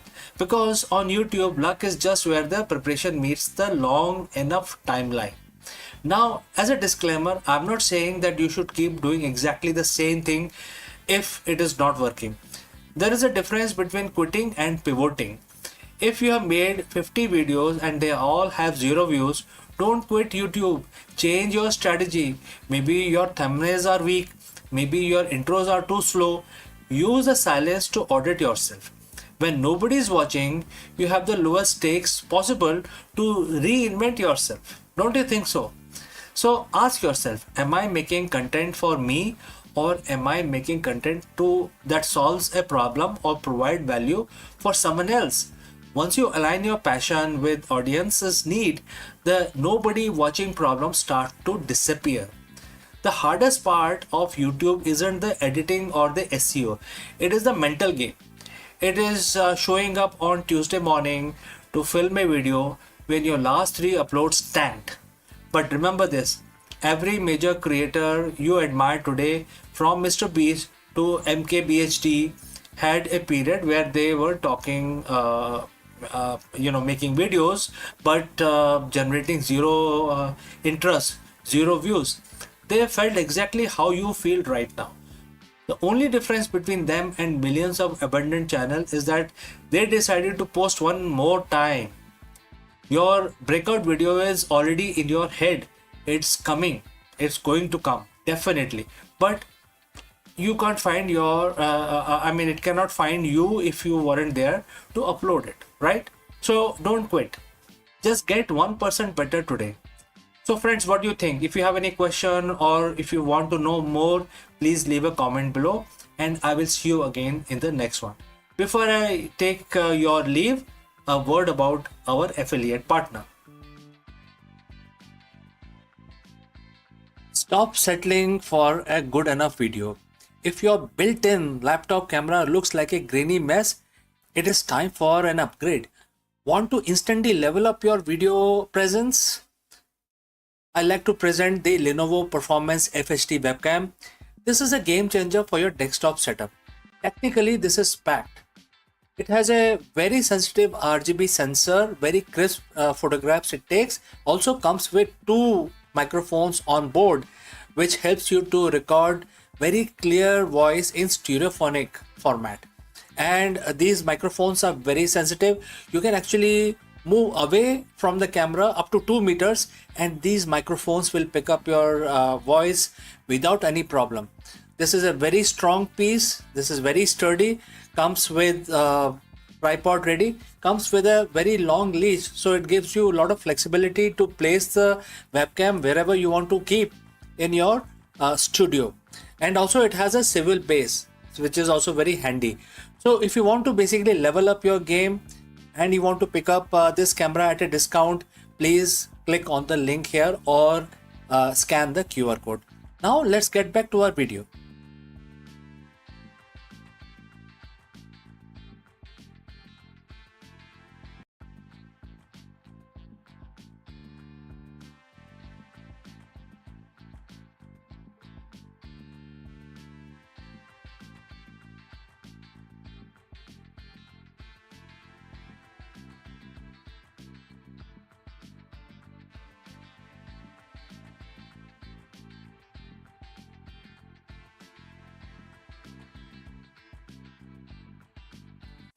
Hello friends and namaskaram. What if the secret to stress-free leadership and the ultimate corporate alignment was written thousands of years ago? Therefore, in this video, we break down knowledge mentioned in Bhagavad Gita and translate its timeless wisdom into actionable strategies for the modern business leaders, CEOs, and executives. We will discover how shifting your mindset from ownership to offerings can radically transform your corporate strategy, eliminate executive burnout, and drive purposeful leadership. Whether you are managing a startup or leading a global corporation, learning how to detach from the outcome while elevating daily execution is the ultimate competitive advantage. Let's go. Every year, hundreds of books are published on corporate leadership. We are told to focus on KPIs, OKRs, quarterly earnings, and agile scaling. We buy into the myth that a great CEO is a master controller, someone who can bend the market, the competition, and their teams to their absolute will. But if you look closely behind the glass walls of the modern corner office, you will find a hidden epidemic: executive burnout. And is it an all time high right now? The pressure to constantly deliver results create a toxic cycle of anxiety, fear of failure, and emotional exhaustion. Why? Because the modern business teaches us that we are the sole owner of our outcomes. When the company wins, our ego spikes. When it fails, our identity shatters. What if the antidote to this brutal cycle isn't another management framework? What if the key to ultimate executive alignment and the true peace of mind was written over thousands of years ago on a battlefield? Today we are looking at a single verse from the ancient text, the Bhagavad Gita, which is chapter 9 and verse 27. It offers radical paradigm shift, and it basically offers a new kind of blueprint that can upgrade a CEO's internal operating system from stress controller to an aligned, unstoppable visionary. So, friends, if you have reached this far, please inform us from which city you have tuned in and in which language you are watching this video. This will determine the reach of our channel. Alright, let's move ahead. So, in this chapter, Bhagwan Krishna is speaking to Arjun, a warrior prince facing an overwhelming crisis of duty and identity. In verse 27, Krishna gives him a deceptively simple directive, and the quote starts: whatever you do, whatever you eat, whatever you offer, whatever you give in charity, and whatever austerity you can perform, do that, O son of Kunti, as an offering unto me. And the quote closed. Now, at a glance, a corporate executive might look at this and think, this is a religious text about devotion. What does this have to do with my Q3 strategy or managing a multi-million dollar budget? The answer is everything. Let's break down the language of this verse through the lens of the modern leadership. Bhagwan Krishna outlines 5 years of life, and when you map them into life of a CEO, a spectacular framework emerges. So, whatever you do, the first phrase, this is your core execution. The emails you send, the board meetings you chair, the strategic pivots you execute, etc. Next, whatever you eat, this represents what you consume, not just food, but data, media, energy that you absorb and sustain yourself. Next, whatever you offer, this is your sacrifices, the late night, the hard work, the creative energy you pour into your enterprise, etc. Next, whatever you give in charity, this is your philanthropy, your corporate social responsibility, and how you take care of your stakeholders and employees. Next, whatever austerity you perform, these are your challenges and disciplines. Firing a toxic executive, managing a market downturn, or making a difficult ethical decision. The verse ends with a golden rule: do it as an offering to me. The traditional CEO operates from an ownership mindset. They believe this is my company, these are my matrices, this is my legacy, and I am responsible for this final result. While this sounds accountable, it is psychologically fragile. When you believe your own outcome, you tie yourself and your worth to the variables you cannot fully control, like inflation, geopolitical shifts, or sudden market disruptions. The Gita introduces the offering mindset. It asks the leader to shift from being owner to being the custodian or the steward.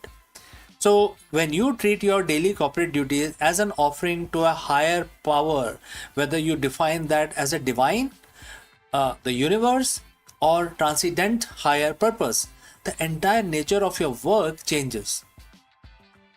Think about how you behave when you prepare a gift or an offering for someone you deeply respect. You don't cut corners, you don't do a sloppy work, you bring your absolute best, you bring perfection. Therefore, the offering mindset does not make a CEO lazy or passive. In fact, it drives a higher standard of excellence. You build the best product not out of greed or for profit, but because your work is highly devoted. You treat your employees with profound respect because managing them is a sacred duty entrusted to you. So, practically speaking, what happens when a CEO achieves this ultimate alignment? These are three immediate breakthroughs that you can experience. First, immunity to fear and anxiety. When a product launch fails or a funding round fails through an owner spiral into a panic. But an aligned leader says, I put my best intelligence, ethics, and effort into this as an offering. The outcome is not in my hand. This detachment gives you a quite unshakable calm that allows you to pivot rationally while your competitors are panicking. Second, radical ethical clarity. So, if your work is an offering to the divine, you cannot offer something tainted by corruption, deceit, or exploitation. It forces a CEO to naturally align with conscious capitalism. Success is no longer measured solely by the balance sheet, but by the integrity of the process. Third, magnetic leadership. Employees can sense when a CEO is driven purely by ego and personal net worth versus when they are driven by a higher calling. When you lead from a place of offerings, your leadership becomes selfless. That selflessness builds deep, unbreakable trust across your entire organization. So, as we close today, I want to leave you with practical challenges. You don't have to change your corporate structure to implement chapter 9, verse 27. You only have to change your internal intent. Tomorrow morning, before you open your laptop, before you look at your phone, sit at your desk for just 60 seconds. Take a deep breath. Look at your schedule for the day and mentally say this. Every decision I make, every email I write, every conflict I resolve today, I will do it to the absolute best of my ability and I offer it up to the higher good. Take off the heavy, suffocating crown of being the sole controller of your business. Step into your true role as an aligned leader, because when your daily execution meets a timeless vision, you don't just build a successful company, you build a lasting legacy, and you will find peace in the process. So friends, thanks for watching. If this perspective resonated with you, please hit that like button, share this with your fellow leaders who need to hear it, and subscribe for more deep dive into timeless wisdom for the modern life. Lead with purpose, excel with detachment, and friends, I will see you in the next one. Before I leave you in this video, a word about our affiliate partner. Stop settling for a good enough video. If your built-in laptop camera looks like a grainy mess, it is time for an upgrade. Want to instantly level up your video presence? I like to present the Lenovo Performance FHD webcam. This is a game changer for your desktop setup. Technically, this is packed. It has a very sensitive RGB sensor, very crisp photographs it takes. Also comes with two microphones on board, which helps you to record very clear voice in stereophonic format. And these microphones are very sensitive. You can actually move away from the camera up to 2 meters and these microphones will pick up your voice without any problem. This is a very strong piece. This is very sturdy.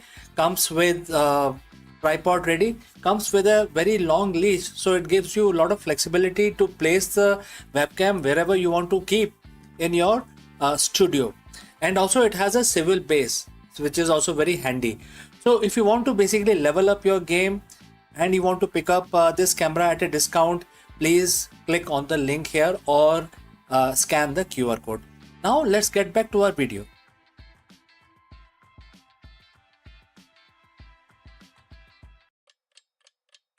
Hello friends, Namaskaram. Let me ask you, are you constantly chasing the next quarterly result at the expense of long-term sustainable growth? If yes, then you have reached the right place. Because in this video, we dive deep into this profound question and we will take help from Bhagavad Gita, a timeless piece of wisdom that offers a radical strategy for the modern CEO. This verse, which we are going to discuss today, is going to change your perspective and inculcate your buddhi yoga as a competitive advantage. Let's go and explore this further. Friends, if you are a CEO, a founder, or a leader, you know the feeling. It is the late Sunday night email check. It's the anxiety before the quarterly earning call. It is the constant gaining pressure to hit the next milestone, to land the next client, to inflate the valuation of another 10%. You know, we call this ambition, we call it growth. But if we are being honest with ourselves, often it is just a form of a fear. We are living in an era of hyper acceleration. The market demands results and it demands them now. But here is the paradox that most leaders ignore. The more you obsess over the result, the fruit of your action, the more likely you are to compromise the very strategy required to achieve it. Today, we are going to look at the piece of the ancient wisdom from Bhagavad Gita, specifically chapter 2, verse 49, that offers a counterintuitive, radical strategy for modern leadership. It's a guide to longevity, sanity, and ultimately better performance. So, friends, if you have reached so far, please let me know the name of your city or a country from where you are, tuned in and watching this video. All right, let's proceed further. Let's look at the verse, chapter 2, verse 49, and the quote start. Choose to act on the basis of disciplined intelligence rather than desire for enjoyment.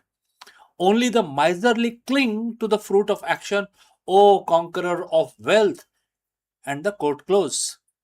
So I want you to focus on the phrase, only the miserly cling to the fruit of action.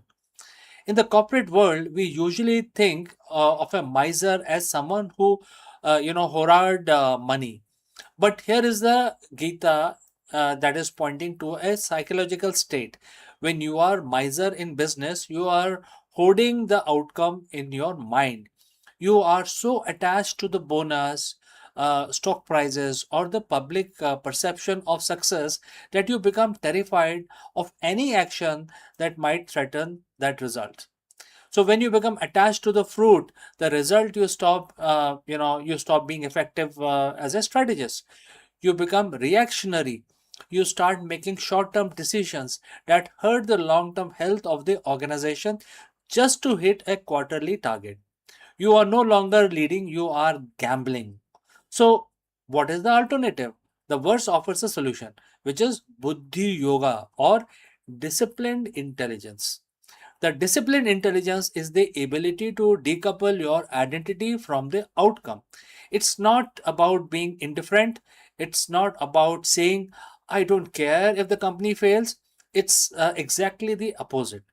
It is the ability to throw 100% of your energy, your passion, your talent into the work itself, into the product design, the team culture, the client relationship, while remaining mentally detached from whether the specific quarterly number hits the target or not.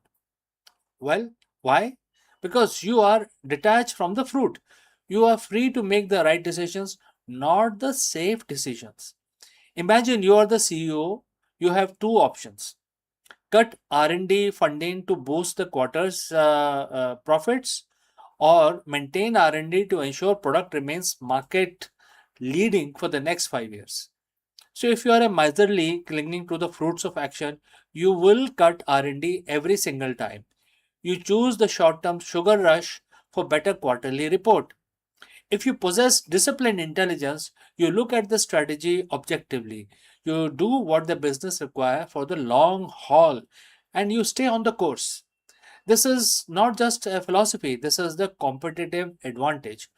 When you act without attachment to the results, you lower your cholesterol levels, you reduce your anxiety that leads to burnout.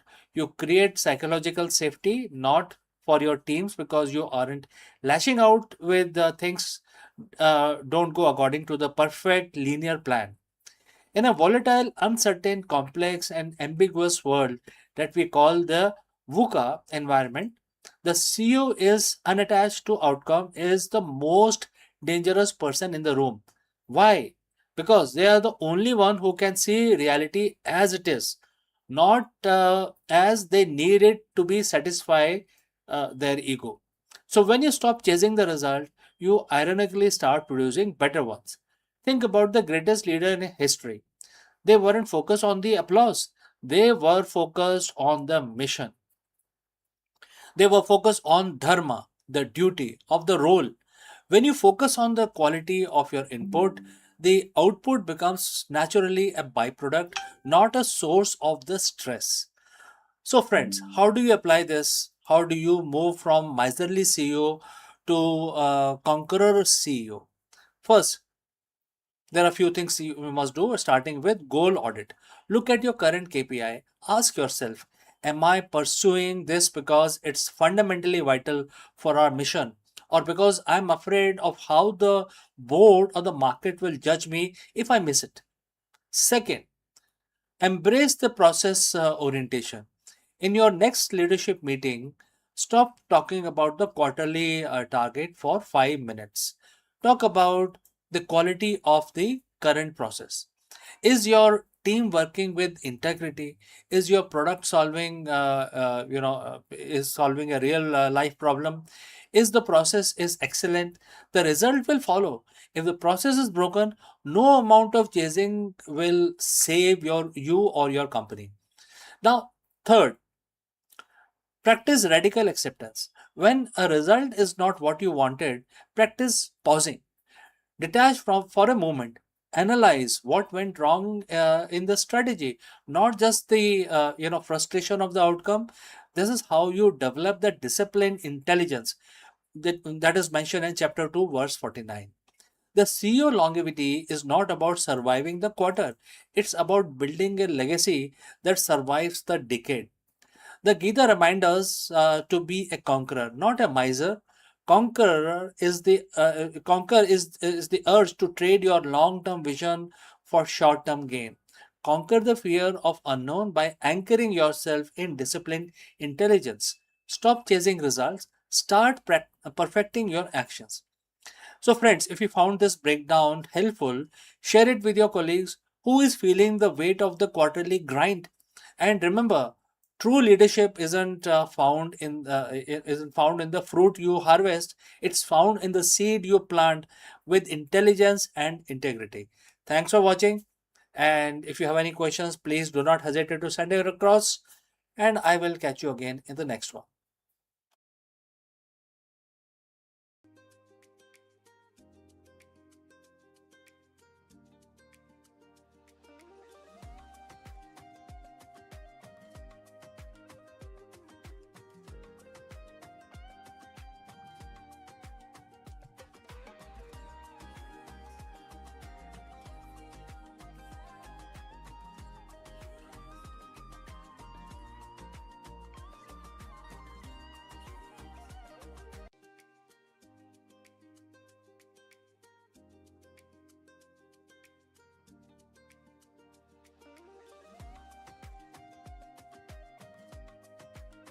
The idea of robots living alongside us has been belonged to the realm of science fiction.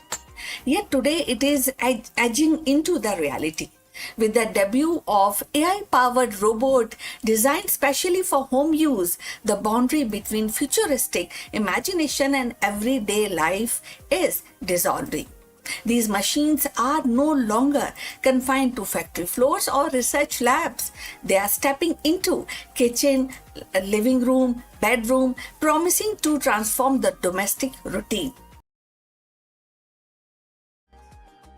The debut of AI robots for domestic use is not just a technological milestone, it is a cultural one also. It sparks curiosity, inspires hope, ignites debate. So, are we welcoming helpful assistants into our lives or surveillance device disguised as a companion?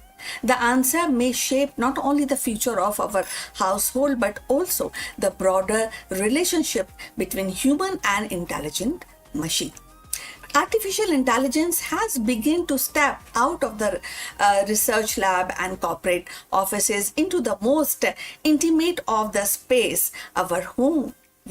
So debut of AI powered domestic robots marks a turning point in consumer technology, one that blends convenience with controversy. So these machines are designed to handle everyday tasks, tidying rooms, monitoring energy use, assisting with cooking, or even offering companionship. And this appeal lies in the promise of freeing up time, reducing household stress, and creating a seamless, smart living environment. For many consumers, the idea of robot that can anticipate the need and act autonomously and feel natural is the next step after smart speakers and connected appliances. Yet, that excitement is tempered by uneasy, and that is privacy debate over flared almost immediately. Unlike a vacuum robot that simply mop your floor plans, and these new AI robots can equipped with advanced sensory cameras, microphones.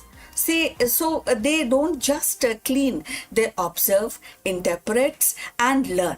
That means that they are constantly collecting data from household routine, personal habits, even private conversations. So for some, this feels like inviting a surveillance device into the living room. The questions become: who owns that data and how securely it stored? So if you have reached this far, please inform us from which city you have tuned in and in which language you are watching this video. This will determine the reach of our channel. So going forward, the consumer interest is undeniable. Early demonstrations have drawn crowds, and pre-orders suggest a strong demand. Families imagine robots that can help elderly relatives, parents, and vision assistants with the childcare. And the professionals see value in delegating some routine work. So, but alongside with enthusiasm, the critics warn of the risk of dependency and erosion of boundaries. So, if a robot can recognize emotions, respond to the stress, and adapt to the personal preferences, does it cross into the territories of replacing human interaction? So, and if the companies monetize the insight gathered from these robots, does the home cease to be a private sanctuary? So this tension between innovation and intrusion defines the current debate. On one hand, AI robot for home use could actually revolutionize the domestic life. It can provide easiness in the domestic life, making home safer, more efficient, and more responsive. On the other hand, they raise profound ethical questions about autonomy, consent, and surveillance. The debut of these robots is not just a technological milestone, it is a cultural one too. It actually forces society to grapple with what we value more: convenience or privacy, automation or intimacy. For now, the spotlight remains on consumer curiosity. The allure of futuristic living is strong, and many are eager to experiment. But as adoption spread, the conversation will inevitably shift from novelty to accountability. The home, once the most private space, is becoming the next frontier for AI, and how we navigate this frontier will shape not only our domestic life but also our broader relationship with technology. The arrival of AI robots in our home is more than a technical upgrade. It is definitely, as we are discussing, cultural shift. These machines promise efficiency, they also promise safety, and even the companionship, yet they are that is a challenge of our notion of privacy, intimacy within the household.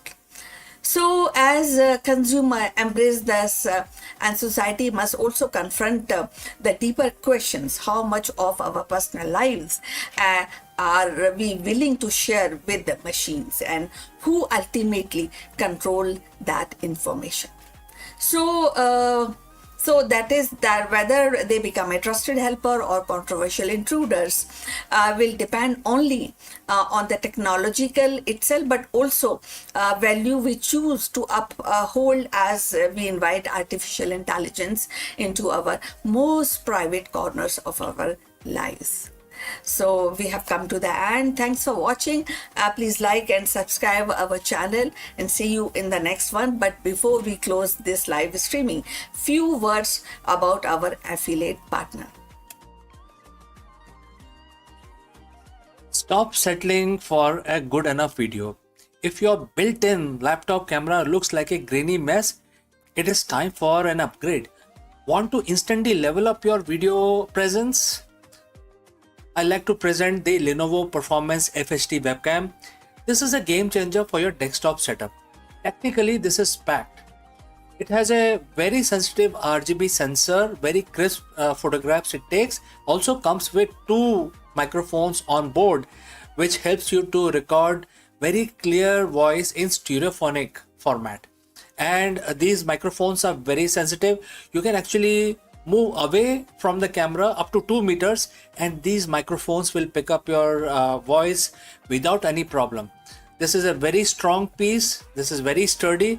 Comes with tripod ready. Comes with a very long leash, so it gives you a lot of flexibility to place the webcam wherever you want to keep in your studio. And also it has a swivel base, which is also very handy. So if you want to basically level up your game and you want to pick up this camera at a discount, please click on the link here or scan the QR code. Now let's get back to our video.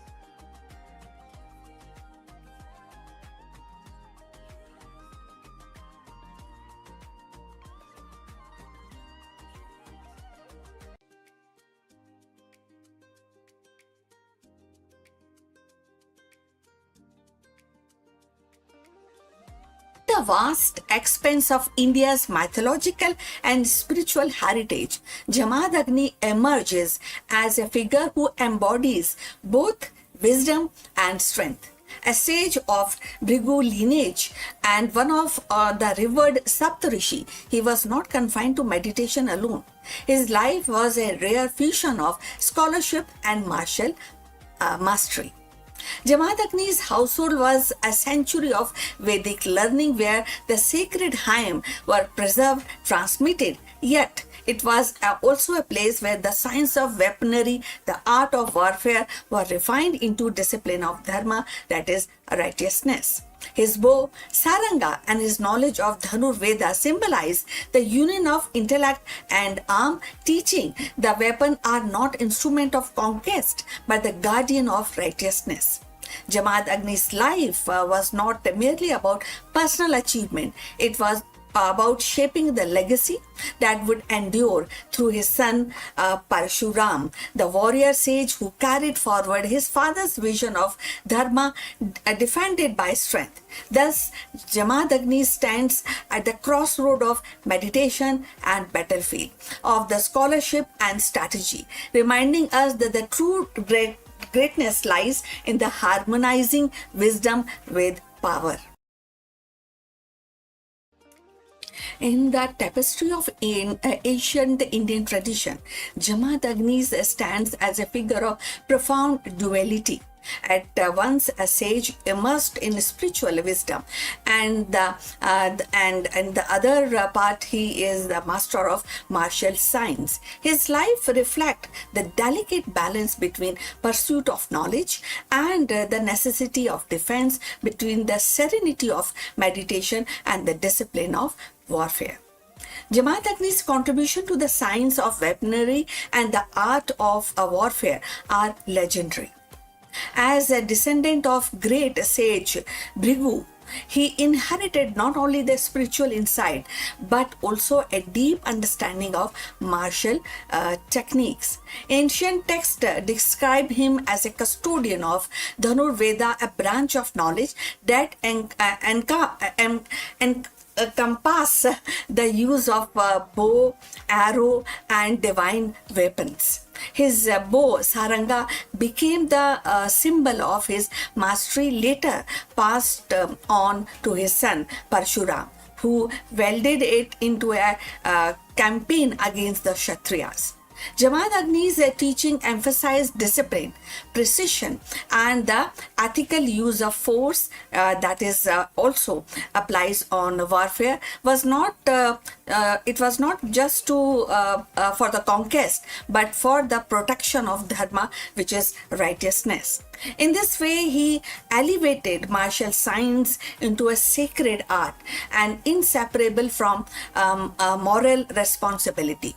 The bow of dharma can be seen in the modern cybersecurity and AI governance. Our digital weapon, algorithms, data, and code must be aimed at protecting truth, justice, and not the exploitation. The legacy reminds us that the technology is powerful only when aligned with the ethical purpose.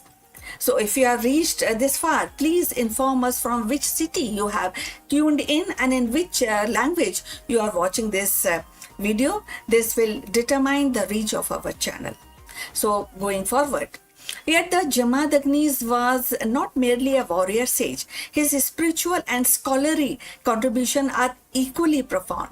As one of the world's revered Saptarishi, he played a vital role in preserving and transmitting the Vedic knowledge. His devotion to meditation, or spirituality made him a beacon of righteousness. His household became the center of learning. Legend recounts his ability to command nature itself, receiving boons from Surya, the sun god, and harnessing the divine cow, Kamadhenu, which symbolize abundance and substance. These stories reflect his stature as a sage who could bridge the material and the spiritual, guided by, and definitely that will help in guiding humanity towards balance. This was very important in the context of making the balance. In actually, if we think deeper and find out in 2026, that is actually more relevant. This continuity reflects how knowledge passes from one generation to the next, and today's AI pioneering inherit both innovation and responsibility. The art of war in 2026 is not just about weapon, but about navigating global conflict in cyber space, in trade wars, and AI ethics. Jamaat Agni's story reminds us that every new generation must weld its tool with wisdom. The tragedy of Jamadagni's death, slain by the men of King Kartivirya Arjun for refusing to surrender Kamdhenu, underscores the eternal tension between the spiritual authority and the worldly power. His martyrdom ignited Pashuram's vow to rid the earth of oppressive rulers, ensuring that Jamadagni's legacy lived on not only in a scholarship but also in action. Through his son, his teaching on weaponry dharma were carried forward, shaping one of the most dramatic cycle in Hindu mythology. So Jamaat Agni's life thus embodies a rare synthesis, the science of warfare tempered by spiritual wisdom. He demonstrated that true mastery of arms must be guided by restraint, ethics, and devotion to higher principle. His scholarly contribution ensured the continuity of Vedic tradition, while his martial legacy empowered future generation to defend righteousness. And him, the sage and the warrior, were not opposite, but actually it is kind of a two face of one life dedicated to preservation of dharma, that is righteousness. Now, if we see in the context of 2026, this mirrors actually how nations and corporation debate the ethical use of AI autonomous weapon. Just as Jamadagnis insisted on restraining, today's leaders grappled with ensuring AI-driven defense system remain accountable to human values. So Jamadagni's life is a reminder that the pursuit of wisdom and the mastery of strength are not opposite paths, but a complementary one. As sage, he safeguarded the Vedic tradition, nurtured the scholarship and the spiritual discipline. As a master of weaponry, he elevated warfare into a sacred science, teaching that arms must serve the righteousness rather than ambition. His martyrdom at the hand of worldly power underscores the kind of softness of spiritual authority. Yet, through Parshuram, his legacy endured and ensured that righteousness would always find a defender. So in Jamadagnis, we see the rare union of scholar, warrior, and meditation, and of course the meditation and the battlefield. His contribution continues to inspire, remind us that the true greatness lies not in domination, but in harmonizing knowledge with the responsibility and strength with virtue. So Jamadagni's contribution lies in his rare synthesis, and also it also reminds us, his story continues to inspire us, remind us that wisdom, strength must walk hand in hand. So please send your comments and subscribe our channel for more insight into Indian mythology and spirituality. See you in the next one. But before we close this live stream, a few words about our affiliate partner. Stop settling for a good enough video. If your built-in laptop camera looks like a grainy mess, it is time for an upgrade. Want to instantly level up your video presence? I like to present the Lenovo Performance FHD webcam. This is a game changer for your desktop setup. Technically, this is packed. It has a very sensitive RGB sensor, very crisp photographs it takes. Also comes with two microphones on board, which helps you to record very clear voice in stereophonic format. And these microphones are very sensitive.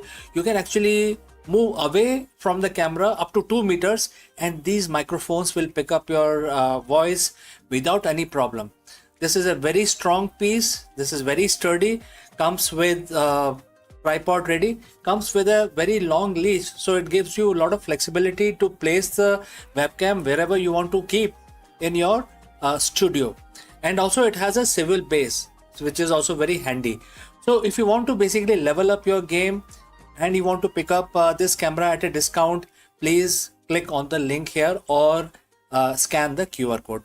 Now let's get back to our video.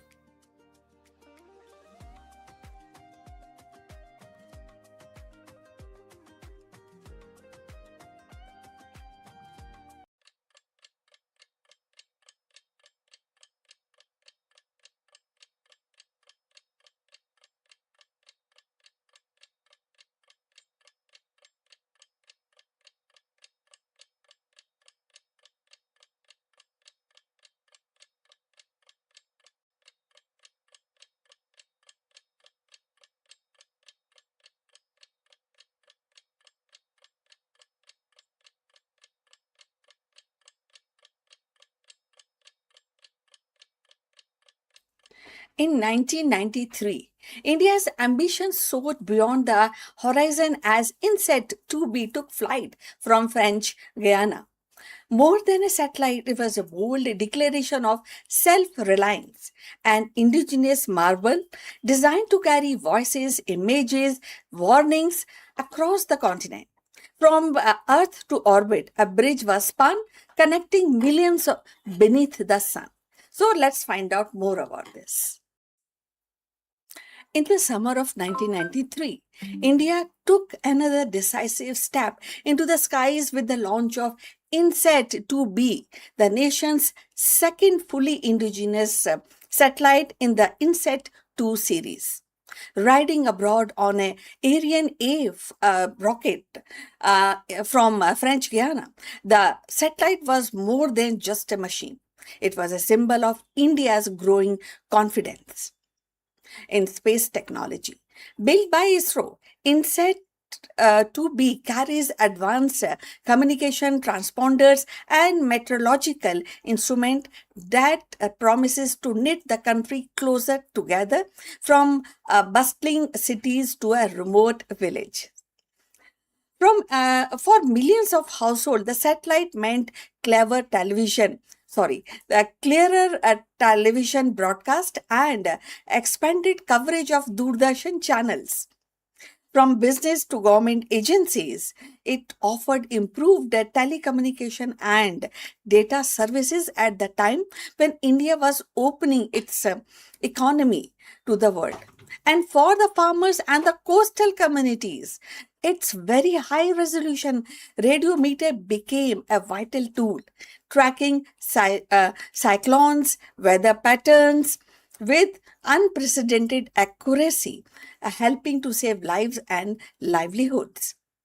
INSET 2B was not just a technical achievement, it was a cultural milestone.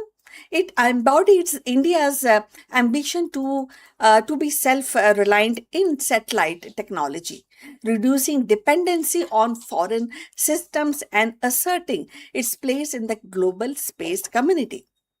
Operating successfully for nearly a decade, the satellite paved the way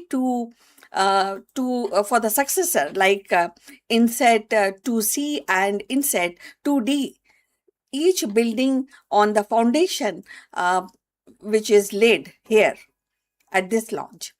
So, looking back, the launch of INSET 2B stands as a chapter in India's largest narrative of transformation, a nation harnessing the power of the sky to connect its people and safeguard its environment and project its scientific progress.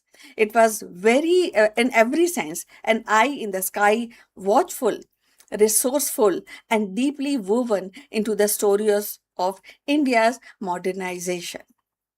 So, friends, if you have reached this far, please inform us from which city you have tuned in. This will help us to determine the reach of our channel. So, now let's continue with our discussion.